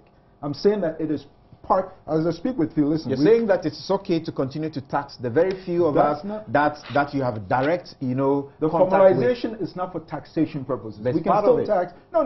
That's not the objective. Formalization, you want to raise your productivity, you want to raise incomes before you even start thinking about taxes. Taxation is not the primary motivation for trying to name streets and address houses. That's not the primary motive, and I don't want anybody getting that impression. Everywhere in the world they try that, it's failed. That's not our motivation. We want to raise the productivity of the informal sector so that it will match those of the formal sector. Eventually they become part of it. So I'm saying that street naming exercise is already going on. So how do you have a whole lecture and propose that as some sort of solution to formalization of the sector? We have a much broader strategy anyway. As I speak with you, we're working on the transformation agenda. In fact, we're working on a three-pronged approach, and perhaps I should explain that so that people get the impression. No, you see what? There's a thing about Ghanaians that you should grant them that also. What? That's too often we are hearing from the authorities, the people we pay to do the job, tell us we are doing. The people want to see the results. Precisely, but before you get to results, you have to do. But you cannot be doing forever and not seeing the results. The central bank announced its measures in February. You see, the central bank's work is fundamentally different in the sense that they mostly deal with fiat. Right. They will issue directives and say do or don't do this. Dealing with the real economy, especially with a list of administrative reforms, my brother Tony was talking earlier that we haven't been to Parliament. Eventually we will. Some of the reforms we are proposing require parliamentary approval, and we'll get to him. I have a copy, unfortunately, I can't show. But we are working on those things. Definitely, we will. Those that require parliament. Not everything we are doing requires parliamentary approval, but there's key elements. There are key elements that require that. He will see those things. But we are definitely working on that whole issue of transfer, because one of the problems also, or one of the causes of the problem, is our transition from a developing country status to lower middle income status, with a surge in aggregate demand without the necessary institutions to handle these things. And this is where earlier you said that, referring to Bawumia's point about the effect, the implications, the ramifications of the single spine, in the sense that it goes both backwards and forward. Backwards, we've discussed that in terms of its implications for the fiscal situation in Ghana. It's put a lot of stress. But don't forget that to the degree that single spine also led to a surge in aggregate demand, and we didn't have, of course, all the productive capacity, it then translated to a surge in imports, which then puts a lot of pressure on the city. So it's pervasive. Its implications are pervasive, and no one can play that down. Certainly we are not. And so I get uncomfortable when I hear a very respected colleague of mine pretty much trying to play that down by leaving out certain factors. Now, in terms of the debt, also, obviously I can't tell you everything we're doing. Okay. Part of the issue is that when you talk about the central bank and its role, and it's a body that is the creation of law, and it's supposed to be respecting the law. You see, the Ghanaian, from the disclosures that Dr. Bawumia makes, the Ghanaian may lose the trust in even the central bank following the laws that set it up to do the right things. Give you this example. He says, he talks about the issues about printing money or whatever it is to try and, pay debt and monetizing the deficit. And he talks about how much 100% increase in 2013. Now he says that the Bank of Ghana Act, Section 30, Section 2 says that I remember, requires that total Bank of Ghana net domestic financing of government not to exceed 10% of total revenue of the fiscal year in which the advances were made. In 2012, net domestic finances reached repeat that part because it's critical. 2012 what? in 2012, yes, net domestic financing yes, reached 45.0% of tax revenue, yes, and in 2013, yes, it was 35.5%, way above the required 10%. yes. Unfortunately, the Bank of Ghana Act does not have an accountability mechanism for breaches of the Act. He tells you that this expansionary fiscal policy accommodated, by increased central bank financing of government, is a sure recipe for increased inflation and exchange rate depreciation, and it tells us all the things that it will do. But the point is that... So you're talking about things that are doing, and you are trusting an entity to do it, and this is the entity that's not following its own laws. If it were that easy, we wouldn't be in that problem. The fact of the matter is that not all the financing is coming from the central bank. No, but he didn't say that. See, Nemo, he was being specific. Net domestic financing by the central bank. It's a law. No.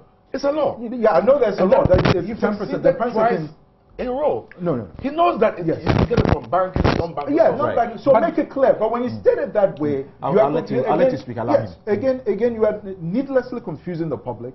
You are needlessly confusing your own audience. And suddenly the journalists themselves, I expect them sometimes to listen to these things and go out of their way to do research to clarify some of these things, even if the original speaker does not clarify. It needs to be made clear. The way it's stated here, it's as if the net domestic financing all of them came from, or all of it came from the central bank. No, we have non-banking institutions also that also contributed to the finance and other things. So you don't create the impression that it's the central bank alone. In any case, as I was saying, some of the debt, as we've seen, not just the emoluments part, but those that were borrowed, for instance, for capital expenditures, will be reconstituted. It's part of the process, because some of them can actually be taken off the government books and given solely to those state-owned enterprises, for instance, on whose behalf the central government incurred. Because we needlessly took those things on, when in fact they have the capacity to finance those debts. So it's part of a larger... Now tell me this in a minute, and it might increase my ability to want to trust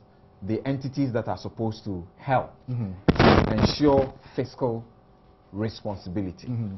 When you read Section 18 of the Audit Service Act, the auditor has been given some enormous powers to penalize and to hold people accountable for what they do. Now, in Section 18, sub 1 says, in the performance of his functions under the Act or any other law, the Auditor General shall not be subject to the direction or control of any other person or authority. That's not my interest. It says, the Auditor General may disallow any item of expenditure which is contrary to law and surcharge. That's my interest. The Auditor General may disallow any item of expenditure which is contrary to law and surcharge. One, the amount of any expenditure disallowed upon the person responsible for incurring or authorizing that expenditure. Any sum which has not been duly brought into account upon the person by whom the sum ought to have been brought into account. And finally, the amount of any loss or deficiency upon any person by whose negligence or misconduct the loss or deficiency has occurred, has been incurred. When last did you ever hear the Auditor General exercise these powers? When we know from the Parliament's committee that these breaches occur almost in all the ministries and departments. And not just that, the Auditor General, at least the reports that I've seen, and I can easily cite one off the top of my head, the Achimota of Angkor wrote in the audit report they did, and the excesses and inappropriate expenditure, shall we say. The Auditor General does ask that there should be, those responsible should be surcharged. Why have they not been surcharged? Perhaps my colleague, who's also an MP, can tell, because I've been following the Public Accounts Committee, and like all Ghanaians, I'm also horrified as to the scale of abuse and embezzlement and whatnot. And the system should work, and somehow they don't. I know that the President has charged the Attorney General to do her best to bring some of these people to book, and I hope that she brings as many as possible. But this has been a cumulative problem, and it's a reflection. We tend to talk about budget deficit and trade deficit, but there's a third deficit, institutional deficit, that's accumulated over several years. It's part of the reforms we're carrying out. There's a whole page of these reforms that we are going to be announcing within the next week or two. Thank you very much. The law says some people do something wrong, punish them. We don't punish them, and we still expect that things to be done. He's a lawmaker, right. So I'm relying on him to give us He says we are not in crisis, as Baumia is suggesting. What indicators should show that we are in crisis? Some of our partners who we met recently told us, and I was very saddened. We had a meeting with them, and then after I left, one called me and said, "Doc," I said, "You know your problem?" Said, "Your economic managers are in denial." I said, "Oh, you know," and then I laughed. In denial of the problems. I don't know where Dr. Korte, where he's living. I worked in government in the Ministry of the President, the Finance Minister, they have all come forward to tell us the problem. So why are you saying they're in denial? No. They have gone public with them. The President in the State of the Nation, what did he say? Sound economic fundamentals. For the medium term. Sound economic fundamentals. For the medium term. Nevertheless, first let me address the issue about, and here, Nemo, I think we ought to refer to Dr. Baumia. Read the sentence. The total Bank of Ghana led domestic financing. Very clear. He knows, he worked in the central bank, he knows what he's talking about. That is the law. You and I agree that apart from breaking the law, it has effects. Yes. And he's bringing our attention to the fact that 2 years ago, it has been breached. What do we do about it? And this is where we all should come together. It's not been breached, though. It's been over-breached. Oh, sorry. So the question is, what do we do? And in fact, I think there's a solution. Last week, I was told that the government wanted some 400 million from the central bank. The central bank said they had only 100 million because of this. That if they go at this path, they'll breach it again. So if the central bank can be firm and not breach, I think we'll get there. And that's how we solve the problem. I think Baumia is telling all of us there's a problem. Let's solve it. One of it is what you have referred to, Auditor General. He says a lawmaker. Lawmakers don't prosecute. You supervise. You have. We make the law, and it's up to the executive to implement. Everybody knows that there are supposed to be audit implementation committees in the ministries. So it's an executive function. Only the Attorney General can prosecute. I cannot ask the Attorney General to prosecute. So this is back to you. If you have started, fine. Let's go back and look at all the audits. Don't say within this year. Go back as far back as possible, and let's do what is required. But really, Thompson, two things. It sounds simple, but that's the fiscal deficit is the problem. How do you solve it? Two areas. Either you raise more money, or you streamline expenditures. Yes. These audit issues will streamline expenditures. And sometimes, when the president said we'll borrow, I asked, when you borrow 200 million for SADA and you spend 48 million on a confirmed and trees that don't work, it is not helpful to any of us. So, borrowing is good if it's used properly. Let us be selective, prudent borrowing. Yes. That's what the president said. No, prudent. But SADA 48 million. What, is that prudent borrowing? Collect it. I don't want to go into the other areas, but they know what to do. Yes. You should go ahead and do it. Right now, where we are, I'm sure that if we don't do anything, we'll be in trouble. Why do I say that? That is why I think the president must come back with a new budget that addresses these problems. He should look at all the expenditure items and see where he can reduce. I don't believe that we can in 1 year clear the problem. It's taking 2 years. But the signals out there are not good. Revenue, leakages at the ports. Can we close them? We must find ways to close them. Tax net, can we widen them? We must find ways to do them. But wages, interest, which we pretty much can't touch, arrears of 2.5 billion for both contractors, you probably cannot pay all of it in 1 year. Go and negotiate. That is what governments are there for. Because that is the budget. Until you come back, that's why I say this budget does not address it. And what Fitch is saying is because already they know that we are going to breach the fiscal deficit. Fitch is categorical in saying we cannot meet the debt obligations in the manner we anticipate by the budget. Because so there's a gap. This budget cannot fill it. Already, see, something happened that gives another signal. When we floated a 3-year bond, we didn't get foreigners coming in. It's a signal. The government has withdrawn the 5-year bond thing. But you know what I've heard? Bank of Ghana has paid the money. That is more borrowing. It's not going to help us. That you must find a way to bring it down. But you cannot bring it down when you still overspend. I was talking about the over expenditures for the past 4 or 5 years. You cannot eat what you don't have. And governments can do that. I'm sure Parliament, if it brings it, will debate it and help bring the deficit down. 12% Don't worry. in 2 years. But we are rising. We are Tuesday. You cannot bring a new budget in 2 days. It's not. We can't. But as I said, there are other measures. It's not just things. Some of the measures certainly require parliamentary involvement. That's the sense in which we should look at Bamia's. No, lastly, but lastly, gentlemen, hold on. Thank you very much. I'll come back to you. And when I come back to you briefly on Bamia's talk about fiscal responsibility mechanisms, he says we need to do that. Dr. Nimoy Thompson has issues with that approach. I've heard the finance minister say we don't need what he's talking about because we have something already that exists. I point you out to a basic Audit Service Act law. We don't even implement it. So what is going on? Now, the question about whether or not we are in crisis, Professor Korte says he's raising, alarm signals that are not necessary, and that is not good enough. I'm asking, from where you sit, we are having prices of utilities go up. All of that can be attributed to some of the issues that are going on.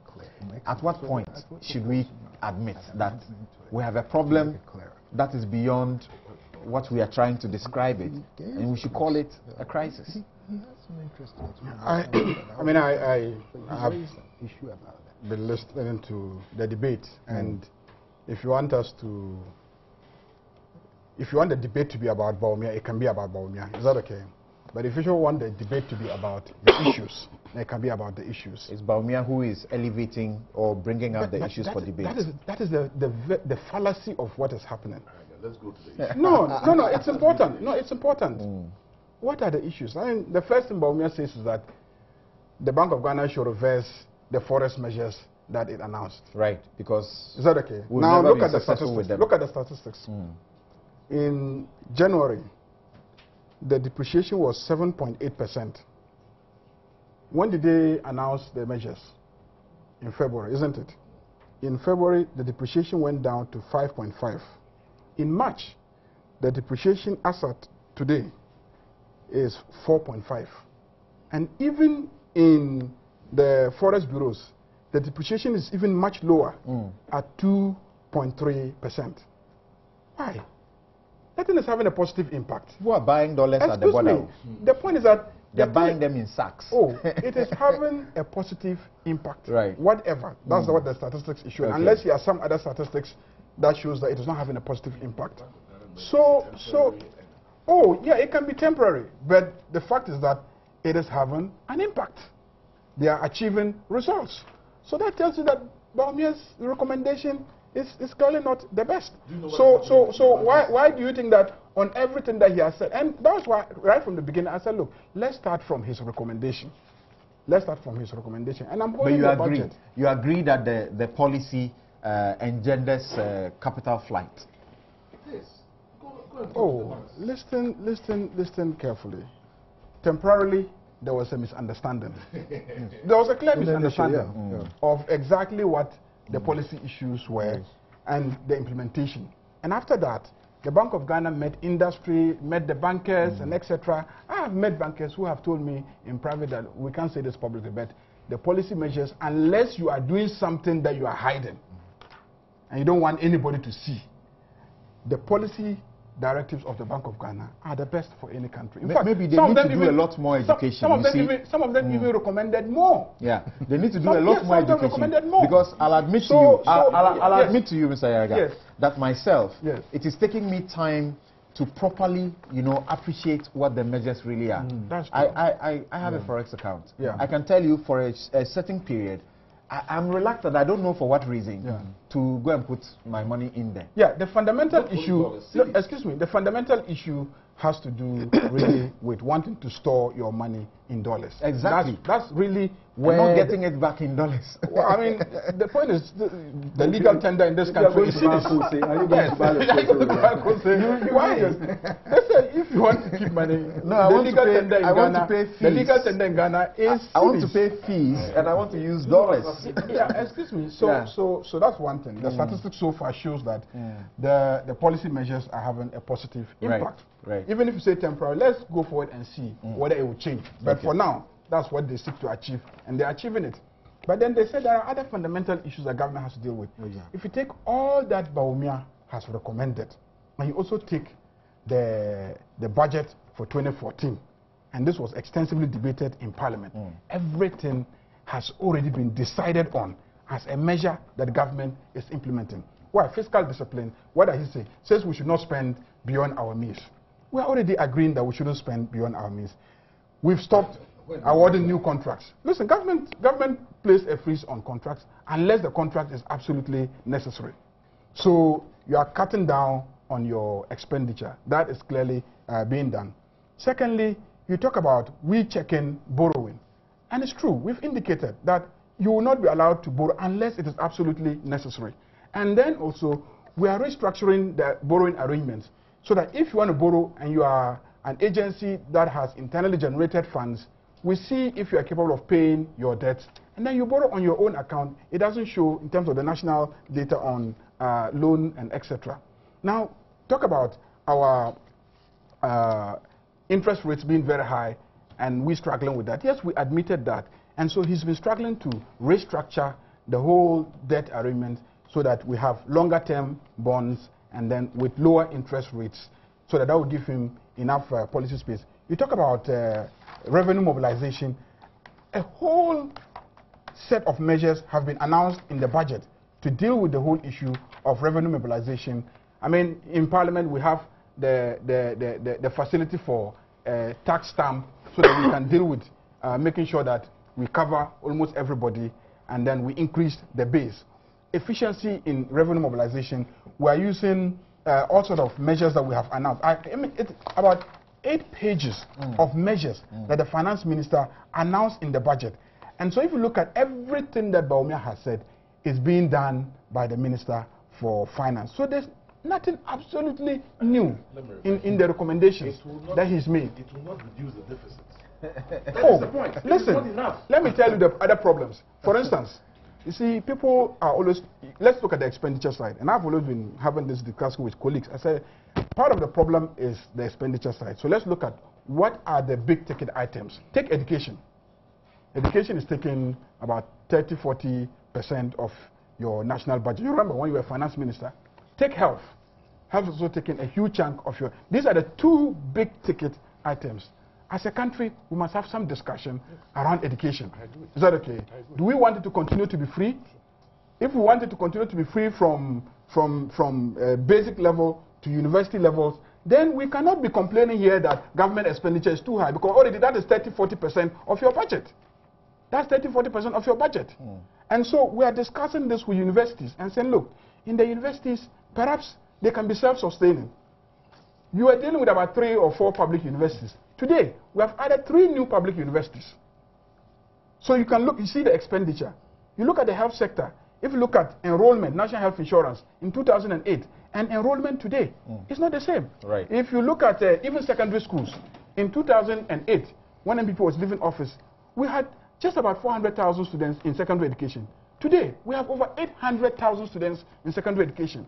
So your bills are clearly multiplying. So when people ask, where is the money going? I'm saying, this is where the money is going. It's going to paying teachers, it's going to building new schools, building new dormitories, building new laboratories, financing education, financing healthcare, and the infrastructure for the delivery of these social services. Thank you. So unless as a country we get into a serious debate in which we are not deceiving each other and the populace with free things, and we are realistic. You mean your free SHS? No, what do you promise? What do you promise? Okay. What do you promise? No, what do you promise? Free SHS. What do you promise? All right. Free SHS. So the point that I'm making is that let's look at the expenditure. I agree with you that there are inefficiencies. When you spend 30% of your budget on education, and the evidence is that time on task is only 60%, that means that 40% of the money is being wasted. There's inefficiency.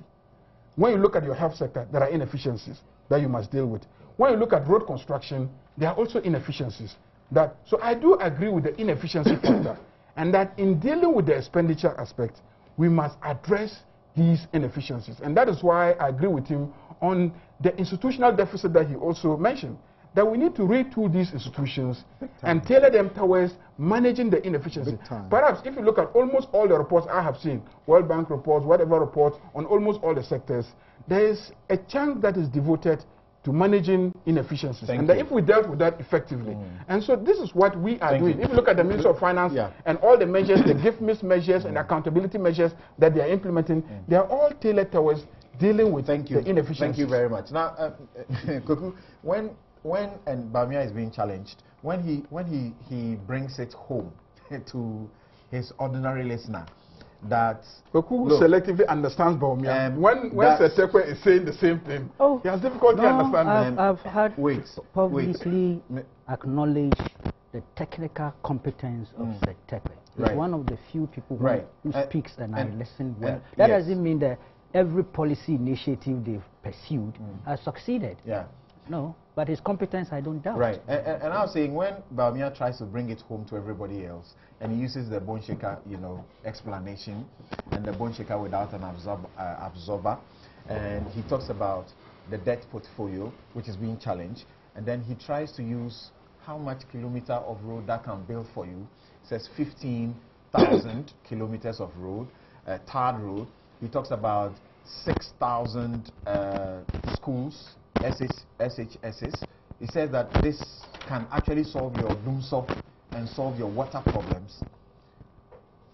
I then stop and say, okay, if this really is the case, then why begrudge him when he says we are in crisis? Yes, but interestingly, 2008, then running mate Mr. Mahama actually made certain similar statements relative to the stock public debt, the loans that we're acquiring and how we're applying them, and actually raised issues. His view was that if you look at the quantum of loans that the MPP had acquired, he thought they could have done better with what they had. Right. And so was asking questions as to where all the loans were. And it became a huge subject matter.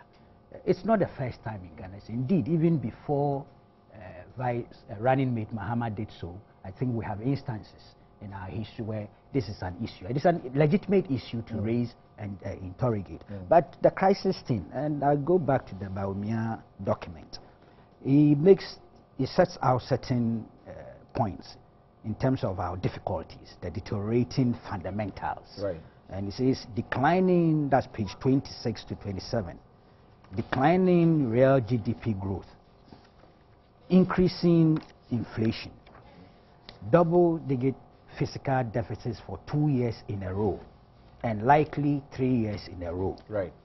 Large and increasing central bank financing of government, double-digit current account deficits for 2 years in a row, and likely 3 years in a row. 27. Massive increase in the public debt stock, net international reserves at a precarious level, government unable to meet its statutory obligations. I'm sure he's talking of GET Fund, District Assembly Common Fund, National Health Insurance, and arrears to contractors. Government unable to meet, declining consumer and investor confidence. I'll add doomsaw, and hike in prices, utilities.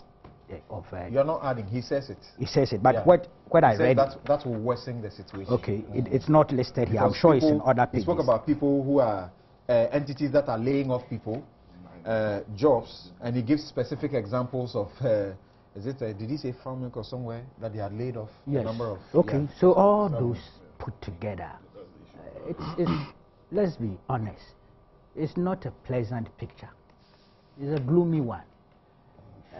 Crisis, distress, challenges, what is it? Huh? Bottom line. The same thing. There was a swallow. Huh? Whether Jonah swallowed the whale or the whale swallowed Jonah, there was a swallow. And you see, it's the way people feel about it.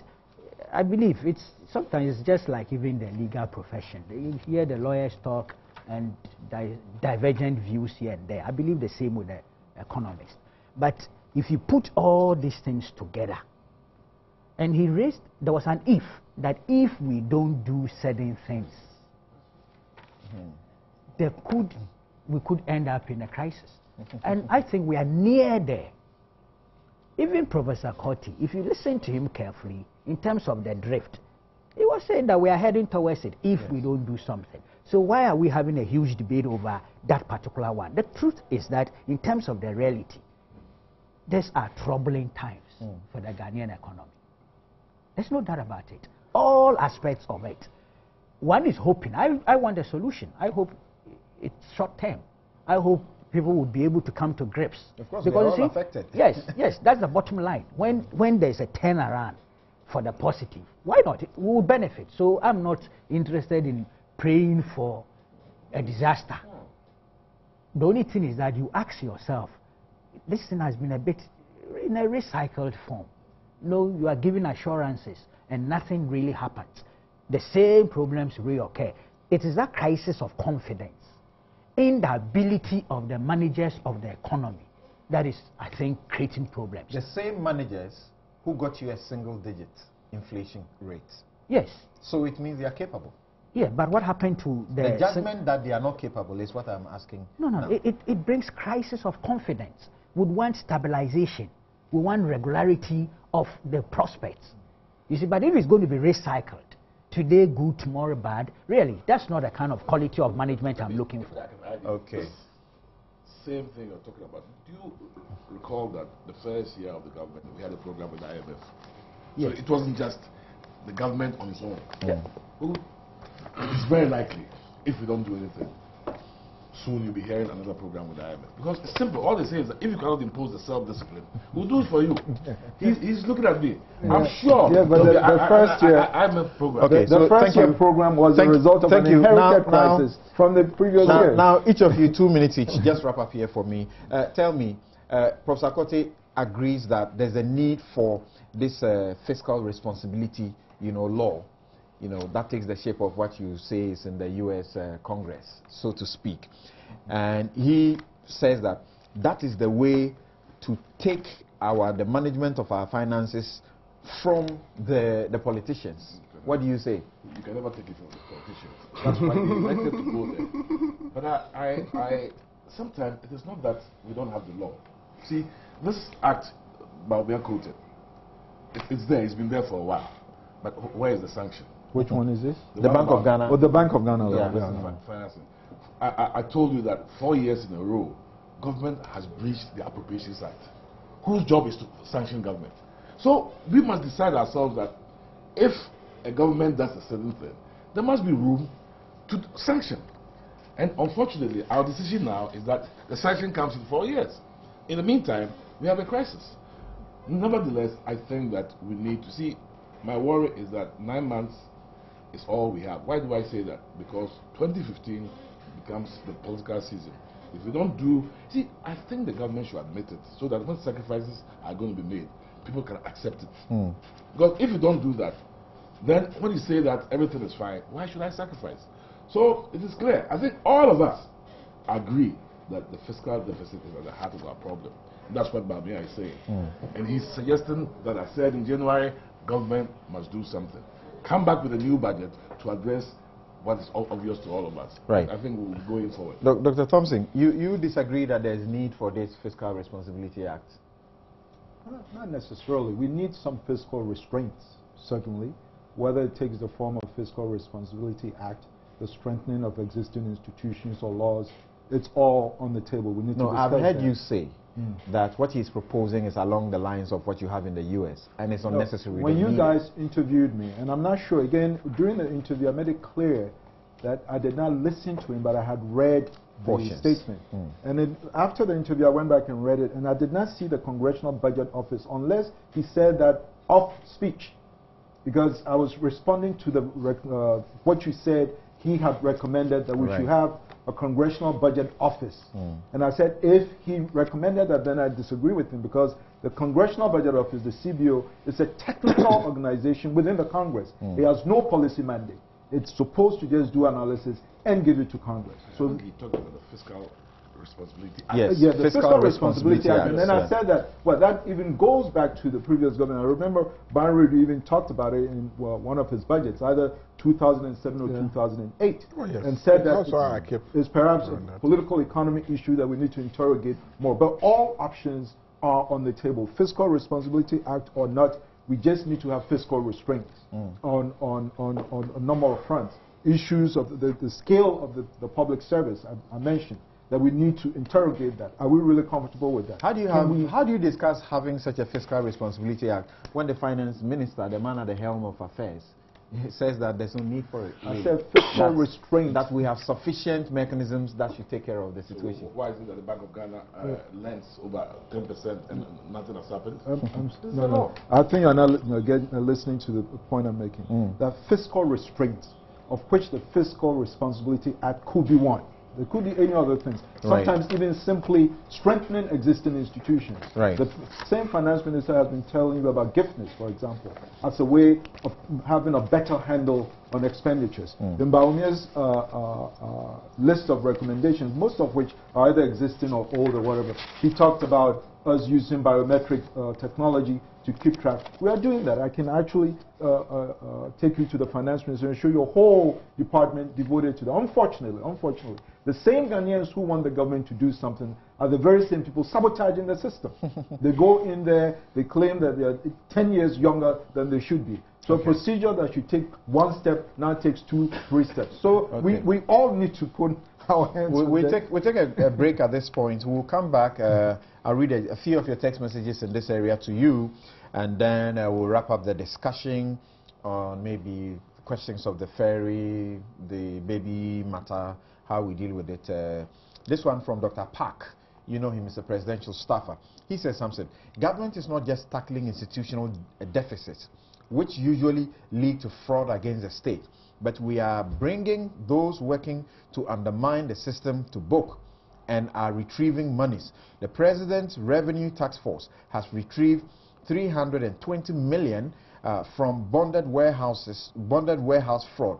The CID is processing companies and conniving customs officers for court in relation to the 290 companies fingered by the Special Operations Unit in the warehouse fraud. This is just one more of the measures the President himself has put in place. This is Dr. Park, Clementa Park. He was on the show, I think, last week. And this one is coming directly from my village. And I'm going to read it. The assemblyman there, Honorable Hayimbla, he says that, Samson, the NDC should fix the economy and stop downgrading people actually suffering, especially those from the north, and stop their usual propaganda. Thank you very much for your message. Okay, we'll take a break here. We'll be right back.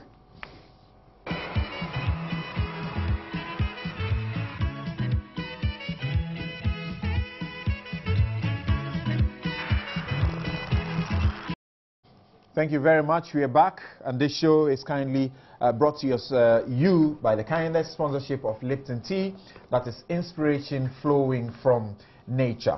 Now, some of your messages here, and Achi Inhoy says, Dr. Nimoy Thompson, you are the expert, so please tell Ghanaians the truth, and we will appreciate your position. Clifford in Tamale says the single spine was to be rolled out in 5 years. NDC decided to do that in 2 years for political expediency.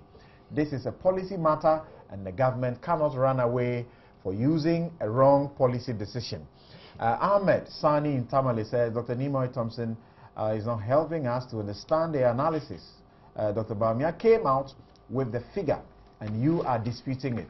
Where is your figure? He's giving you his figure that is around 11 or 14, if he agrees with Dr. I could also say Yeah, 14 billion and not $20 billion. Or maybe you want a debate between you and Dr. Bawumia so that we get the correct facts and figures. That would be nice. Kwame said Dr. Bawumia will always expose the chop-chop government. More grease to his elbows. Thank you very much. And this one is a commendation coming from my teacher. I don't know whether I should read it. And he says that this has been your finest performance yet. You are clearly prepared. Well done. Thank you very much, a proud teacher, Mr. Ace Ankuma. Yeah, Ace. thanks very much indeed for that. MTN is also a proud sponsor of this show. Thank you. You can hook on or hook on to the Abenwaha, just one peswa, and you are enjoying fantastic deals for calls and also for data. Errata Motors, as I always say, they give you the best vehicles at the cheapest prices. Sasso, they say the mosquito is killed instantly. Kumuntuntum prekum. Thank you very much.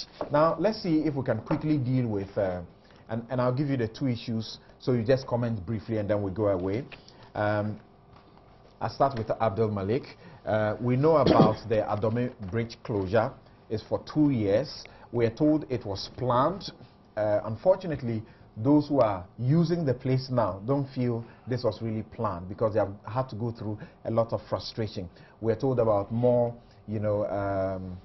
machines that are being taken to the place. And also the CEO of Kompanochi has been asked to proceed on leave because of Madam Sueba's matter, the missing baby, dead or alive issue. What do you say briefly? Well, I'm not too conversant with the Adome Bridge thing. I only heard some tidbits of news items to the effect that some people have been stranded. Right. It's unfortunate. Again, lack of strategic planning and thinking. It worries me to that extent that we are capable, more capable than this. So the appropriate authorities may have to take a look at it. But I really don't have much information to proceed on. With regards to the Kompanochi thing, it's really terrible. You see, there's the human element there, the emotional element, because of the woman, the child. I find it so difficult to understand what happened. It's another terrible picture of this country. Not just the hospital, a very prestigious hospital, high-profile one, medical facility. So for it to have happened, it's obvious that institutionally there is something wrong. Why do we wait for such an opportunity to re-engineer the institution or its procedures? We don't need such disasters in order to be able to focus on institutional re-engineering. My heart goes out to the lady. It's painful. I'm not too sure we can ever compensate her. Never, under no circumstances. She's going to live with that thing lingering over, and it could affect her. She needs counseling. She needs a lot of support services. So it's difficult to discuss this thing. But again, with the proceed on leave of course, the principle of ultimate responsibility is being applied here. He may not be personally liable to anything that went wrong. But I hope, I don't know, I hope that the right procedures were followed. Okay? While there's a crisis and we want to cure the mischief, we must also adopt the appropriate procedures that are sustained by law or by the code of conduct that establishes that facility. So I don't know, I haven't yet checked, but I'm hoping that the proceed on leave thing was within the context of law and that it can be defended. Otherwise, you create another cycle of problem where then there could be some agitation from within. They have all these doctors and managers, they belong to professional associations that have support bases. If things are done properly, then we can get a critical mass of support for those policies. But otherwise, the bottom line, it ought not to have happened. I felt later that I was getting ahead of myself in trying to applaud the Minister Sheriaite for, going ahead in the manner that she attempted to resolve the matter.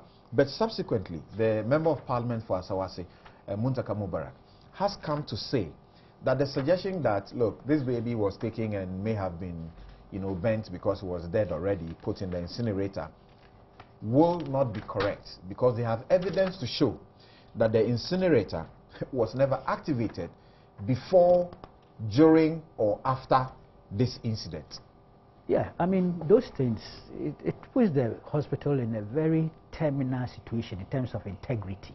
There's certain crisis of integrity that will go on for a very long time, and it hurts, to be honest, because it's a very important facility. So we ought to check all those things. Right. What are the procedures that the hospital itself adopts when it comes to these things, But for me, it's the woman and how she's going to take this going forward. It's so difficult. Yeah. So difficult. Well, I can imagine. Mr. Yaga? Well, I mean, I think a lot has been said about this matter, and he's captured what I think is very important. That's the condition of the mother, and how society can help her to adjust to the reality of losing her baby and not knowing exactly what might have happened to the baby. I don't doubt the report of the minister and the decisions that she's had to take in relation to this matter. The initial investigations show that there were procedural lapses.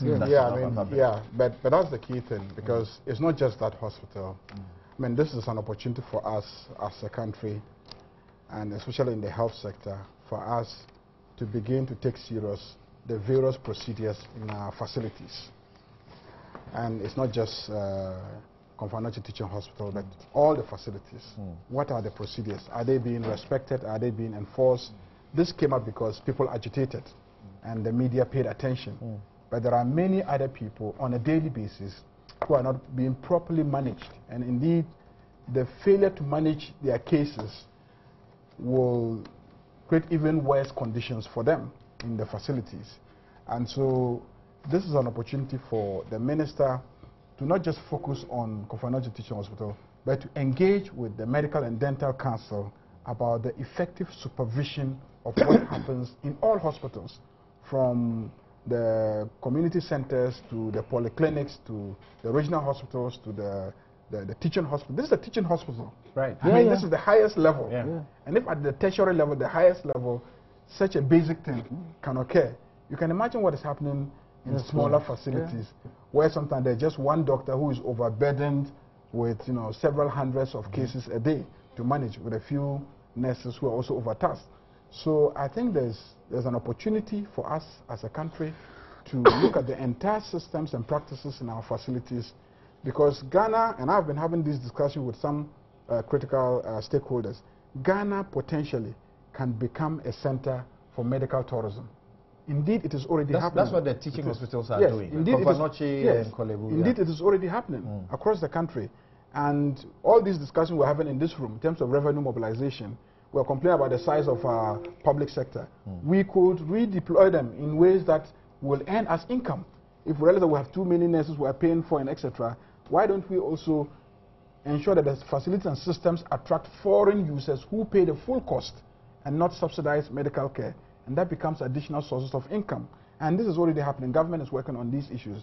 And for us to be able to market our country as a very good place for delivery of medical care, basic things like this should not be happening. I mean, people shouldn't feel that when they come, basic procedures will not be respected. So I think that looking at it broadly and more strategically is very important. This has happened. I mean, like you said, we should concentrate on how to help the lady to adjust to the events that have happened. From the way the discussions are going, unless maybe a court action, some compensation, and etc., it doesn't seem like the processes is leading to we knowing exactly where the baby is. And that's very painful, though. But it's an opportunity for us to look at our systems in a more strategic way.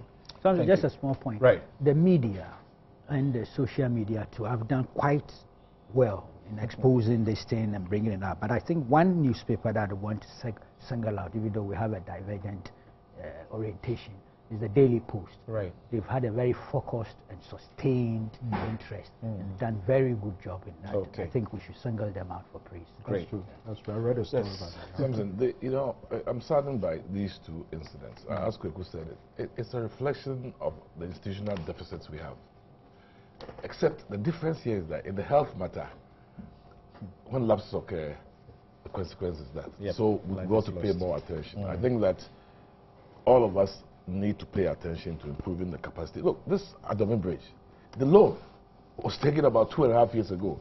So there's adequate time. When it came to committee, oh, we'll plan and make sure everything. Look at what is happening. And the MP for the area is so livid because he keeps getting called as Ablakwa. Even the MPs were not consulted. I mean, such simple matter. And now somebody said that the pontoons don't even work. It's a Dutch toy. I mean, somebody ought to be sanctioned. What are we doing? We need to work on our institutional deficits. And those who are using it, it appears some of them feel as if they are being punished. Yes. When it's not their fault. They are being asked to pay so much to be able to cross over. Right. It's a shame. Okay. That's all I have to say. The issue of ultimate responsibility, some are lauding the minister for doing this because it will cascade down there. I'm with Kweku. I just hope that due process in making him proceed on leave. The idea of proceeding on leave should have happened when investigations were going on. And that's why I thought it should have happened. But given the ultimatum and the baby not appearing, I think, I hope the proper process was done. You see, it's a fine facility, one of the finest, and the credibility should be restored. Dr. Thompson. Yes, I couldn't agree more, especially in the last point. The first and only time I was actually admitted to a hospital was a confirmatory when I was a kid, like 11 or 12 years old. Had surgery there, and I still have fond memories, families visiting and so forth and so on. With respect to the lady, I completely agree with Kweku's point, and I hope the minister or whoever is in charge follows up in terms of counseling. It's not just enough to give a monetary compensation. There's emotional counseling. There's a psychological. And you go through 9 months only to be confronted by this, and especially the lingering possibility that the baby may actually be there. That's the point. Out there somewhere as a result of somebody's kululu and all that. So perhaps this is the first phase that they've completed. There must be a second aspect. And of course, I share that this should be an opportunity for us to carry out institutional reforms, not just at our confirmation, but at all medical facilities. I have a relative who actually works there, and he explained to me some of the practices, for instance, what they do with stillborns, that I think the parents were given an option of either taking the baby home to bury themselves or the hospital. So all these things were there. I'm not sure the extent to which they followed them. But as I said, it should serve as a salutary. And listen to this. This is a view that is held by particularly the community where the woman is coming from. She's gathered a lot of sympathy. And it's nationwide, really. And this is Larry Dogbe. He says that, I just think we are not serious with finding this baby. The first thing we should have done was to recall all the babies born on that day or around that time and carry out a DNA test on them and see if it matches with their parents. We might just find the baby. It sounds like an interesting proposal. It's not too late. It's not too late. Assuming that, of course, you have to assume that the baby was given to someone. There are so many possibilities. You don't want to speculate. But we anchor our sentiments in the fact that this is a very traumatic experience for the woman. We hope that the measures we put in place today as a result of that will prevent similar things from happening in the future. Thank you very much, gentlemen. And this show is brought to you by the kind sponsorship of MTN. Welcome to the New World Star Assurance. That is your solid partner. Sasso, Kumuntuntum Preko. Errata Motors, the best vehicles for the best prices.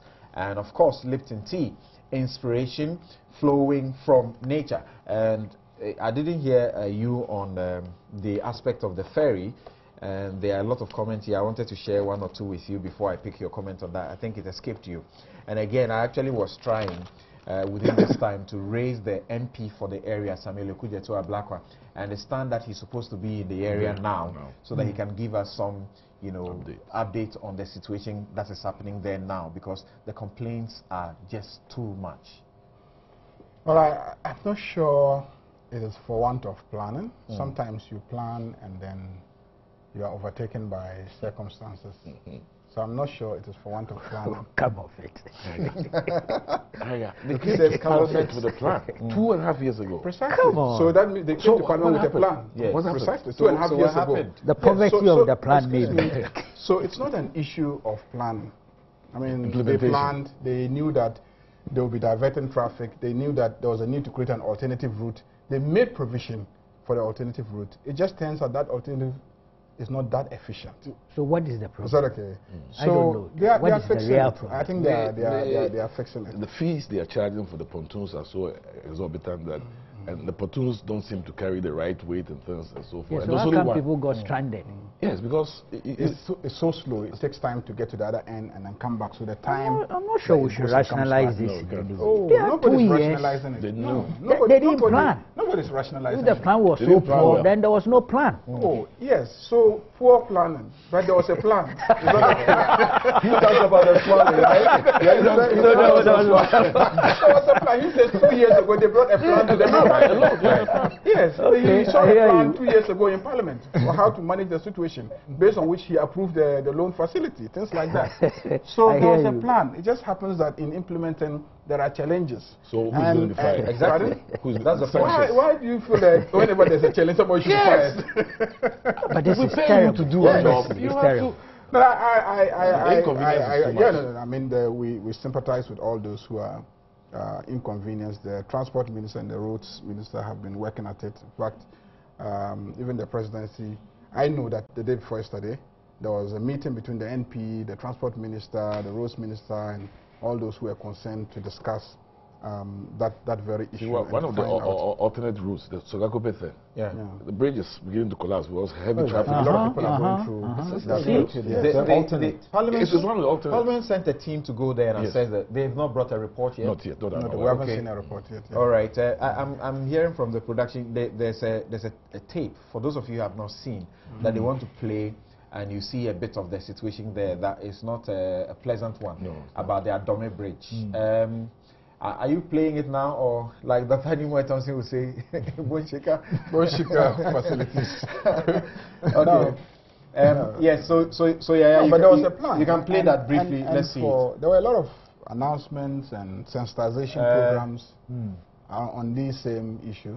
Okay. Obviously not enough. If the MPs The were execution left is an out. issue, Yeah. Okay, thank you very much. We are unable to play that, but there are too many of you who still want to comment on the the finance matters. I'll just share a few of your text messages as we close the show. Akaboka Ignatius says that C+ pa Nimoy Thompson. This one is below the belt. Boncheka Economy 2 is what? And then George Kankam says that, is this what Kweku Bako calls intellectual dishonesty? Propaganda-laced economic theories all over the place, and he's not particularly enthused about what is going on. Alexander Powell says Dr. Akoto is relaxed in his commentary. I'm enjoying his submissions. Thank you. He thanks you for that. Victor Asante says, for once, I thought Dr. Moy Thompson was engaging in strict intellectual analysis, but it seems he's muddying the waters in this situation. And you refer to Fifi Kwete. He's not here, so please, he's not here to answer any of your questions. And Kwejo Manfo says something. What Baumia said is 100% true. So we shouldn't politicize it and accept blames because we, the poor, are suffering. I earn 300 Ghana cedis, and it doesn't take me to even a week, and it finishes. We are suffering. Samuel Bryan Wabing says that, oh, so the finance minister has admitted that the debts are problematic and that interest payments are choking us, and this president and his president says we will borrow more.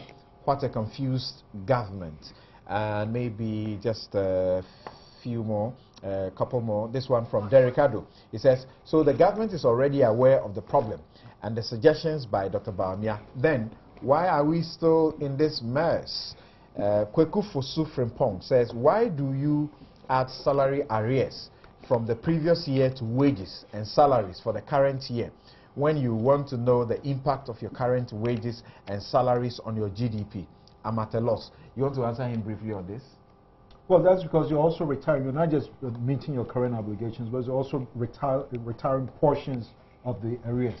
So the future. Okay, I suppose that answers your question. And probably a final one here says, hi, something. Looking at the situation, since the Tamil's administration and Mahama administration, Ghana has lost respect in the UK, especially London here. I used to go around, influencing businesses to invest in Ghana.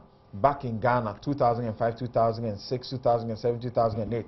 But now I cannot do that because they have lost confidence in Ghana. That may not be exactly right, because we are if you look at the investment that is coming to this country, we are next to South Africa in terms of investor confidence. So I don't think that this is right. Oh, okay. Oh yes. I mean, the statistics are there for all of us to see. Just like the electricity situation and expansion. Oh yeah. Pardon? The meat is to the bones. Well, I mean, No, but okay. Now, just this I'll wrap up. Sure. This one says, hi Sam, Larry Dogbe again says, constructing the Eastern Corridor Road means the Adome Bridge ought to be expanded to at least 6 lanes to take traffic from Volta, Upper East, Upper and Northern regions. Traffic congestion on the existing single-lane bridge is already a hellish experience. Weekends are bad. And I know those of you who travel that road almost every weekend. Well, sorry. You may have to bear it for now. You have a wicked grin on your face. I don't know whether well, that's it. Thank you very much. My guests have been Abdul Malik Kwekubaku Jr., who's the editor-in-chief of the New Crusading Guide newspaper, and a regular panelist. We would congratulate the president on his... Congratulations to the president on his election by his peers to be chairman of the ECOWAS. But there are those who are telling you that there are those who are saying that there are those who are saying it's actually not a novel thing. They are asking you. They say, check Ouattara, how long he became president before he was giving that position. So, but I mean, this is our time. So please, let's enjoy. The source of national birthday pride. wishes to Nana Akufo-Addo. Yes, today is his 70th. Oh no, 70. 70. Yes, Wow, 70th birthday. And looking very young. What is wow about that? 70. It's easy to become 70. It's easy to become 70. It's not easy. How many Ghanaians can 70? What is the life expectancy in Ghana? Let me finish acknowledging you. Mahama Yariga is the Information and Media Relations Minister, and is also an MP. Dr. Anthony Akotose is an MP, and also a ranking member on the Finance Committee, a former minister at the Ministry of Finance, former deputy minister at the Minister of State at the yes. He did. Dr. Nimoy Thompson is economic advisor to the president. Thank you very much, gentlemen, for coming. I'm sure that we have also been able to assist our listeners and viewers, appreciate the matters better. Thank you, Sede Mofori, executive producer of the show, and thank you for all the guys who assisted in the production. This show is repeated at 9:30 on your Joy News channel on Multi TV. Good afternoon. My name is Samson Ladi Anyanini.